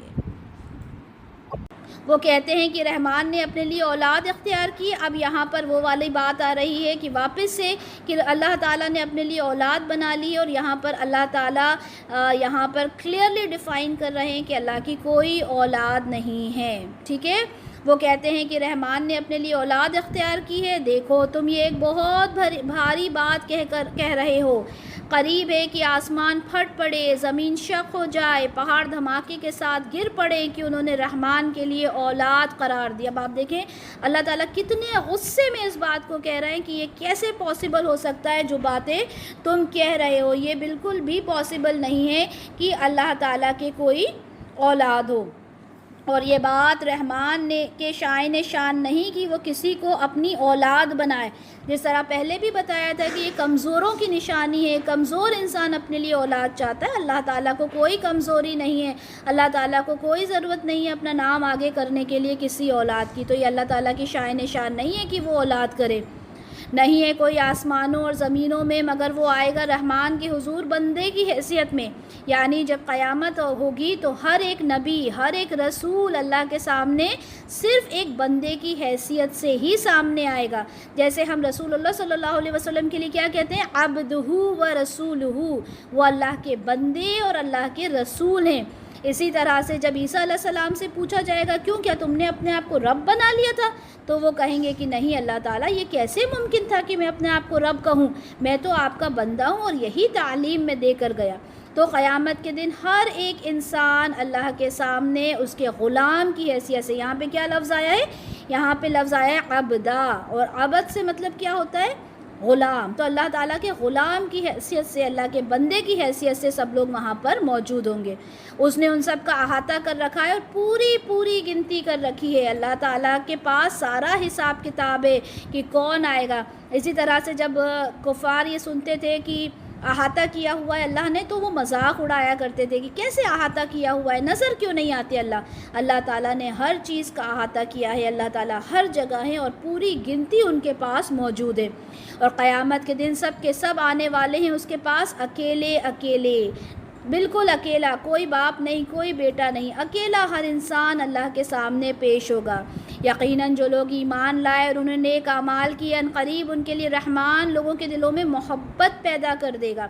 اب یہ لوگ جو صحابہ پریشان تھے، مشکل میں تھے، ان کے لیے خوشخبری دی جا رہی ہے کہ ابھی تو تمہیں اذیتیں دی جا رہی ہیں، تمہیں پریشان کیا جا رہا ہے، تم بہت مشکل میں ہو، لیکن ایک وقت آئے گا جب لوگ بلال سے محبت کریں گے، ایک وقت آئے گا جب لوگ ابو بکر سے محبت کریں گے، ایک وقت آئے گا کہ یہ صحابہ جو جن کو اتنی اذیتیں دی جا رہی ہیں، پھر ان کو بلال رضی اللہ عنہ کے نام سے بلایا جائے گا، ابو بکر صدیق رضی اللہ عنہ کے نام سے بلایا جائے گا۔ اللہ ان سے محبت، سب کے دلوں میں محبت ڈال دیں گے ان کے لیے اللہ تعالیٰ۔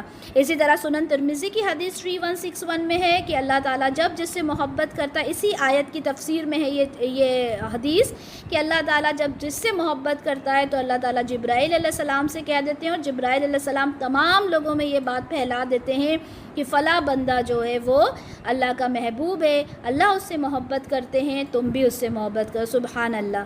آیت نمبر 97، تو ہم نے آسان کر دیا اس قرآن کو آپ کی زبان میں تاکہ آپ بشارت دیں اس کے ساتھ متقین کو اور خبردار کریں اس کے ساتھ جھگڑالو قوم کو۔ یہاں پر اللہ تعالیٰ نے کیا فرمایا کہ یہ جو قرآن ہے یہ آسان کر دیا گیا، اور ہم نے بارہا یہ پڑھا، ہم نے کئی آیتوں میں یہ پڑھا ہے کہ قرآن کو عربی زبان میں اس لیے بھیجا گیا کیونکہ وہ لوگ عربک لینگویج کو بہت اچھے سے سمجھتے تھے۔ سورہ دخان میں ہے کہ اس کتاب کو ہم نے آپ کی زبان میں بھیجا، سورہ یوسف میں ہے کہ ہم نے آپ کی زبان میں اس قرآن کو بھیجا، اور بھی بہت ساری صورتوں میں آیات میں ہمیں یہ چیز نظر آتی ہے۔ تو یہاں پر اللہ تعالیٰ کیا فرما رہا ہے، یہ قرآن جو ہے یہ ایک پوری گائیڈ لائن ہے، ایک پوری بک ہے، یہ نصیحت کرتی ہے انسان کو اچھی باتوں کی، یہ نصیحت کرتی ہے انسان کو ہدایت دیتی ہے، یہ گمراہی سے روکتی ہے، یہ آپ کو خبردار بھی کرتی ہے، آپ کو خوشخبری بھی دیتی ہے۔ تو رسول اللہ صلی اللہ علیہ وسلم کا کیا کام ہے کہ اس قرآن کے تھرو اپنے جو لوگ ہیں ان کو، جو امت ہے ان کو سمجھانا ہے کہ دیکھو یہ جو قرآن ہے اس کے تھرو تم کو چلنا ہے، یہ قرآن تمہارے لیے ہدایت ہے، گائیڈ لائن ہے، تمہارے لیے ایک روشنی ہے۔ آیت نمبر 98 جو الحمدللہ ہماری سورہ مریم کی آخری آیت ہے، اور ان سے پہلے ہم نے کتنی ہی قوموں کو ہلاک کر دیا، کیا آپ محسوس کرتے ہیں ان میں سے کسی کو بھی؟ آپ صلی اللہ علیہ وسلم سنتے ہیں ان سے کوئی بھنک بھی؟ یعنی اب یہ سب جو کچھ ہو رہا ہے، یہ جو قومیں آپ کو یہ جو قریش ہیں یہ آپ کو پریشان کر رہے ہیں، آپ کو اذیتیں دے رہے ہیں، آپ کے صحابہ کو پریشان کر رہے ہیں، تو یہ جو اللہ کو نہیں مان رہے، تو اس سے پہلے بھی تو کئی قوم گزری ہیں نا جنہوں نے اللہ تعالیٰ کو ماننے سے سراسر انکار کر دیا تھا، تو کیا وہ قومیں آج باقی ہیں؟ ان کے کوئی اثرات آپ کو نظر آتے ہیں؟ نہیں نا۔ تو یہ کیسے اس بات کو سوچتے ہیں کہ یہ جو کر رہے ہیں اس کا کچھ بھی نہیں ہوگا، کیونکہ وہ کہتے تھے نا معجزہ لے آؤ، آسمان گرا دو، تو اللہ تعالیٰ فرماتے ہیں کہ دیکھو پہلے کی قوموں کے ساتھ بھی یہ سب کچھ ہو چکا ہے، لیکن آج وہ کوئی بھی قوم بچی نہیں ہے۔ بارک اللہ لی ولکم فی القرآن الکریم ونفعنی وإیاکم بما فیہ من الآیات والذکر الحکیم۔ سبحانک اللہم وبحمدک، اشہد ان لا الہ الا انت، استغفرک واتوب الیک۔ جزاک اللہ خیرا کثیرا وحسن الدنیا والآخرہ۔ السلام علیکم ورحمۃ اللہ وبرکاتہ۔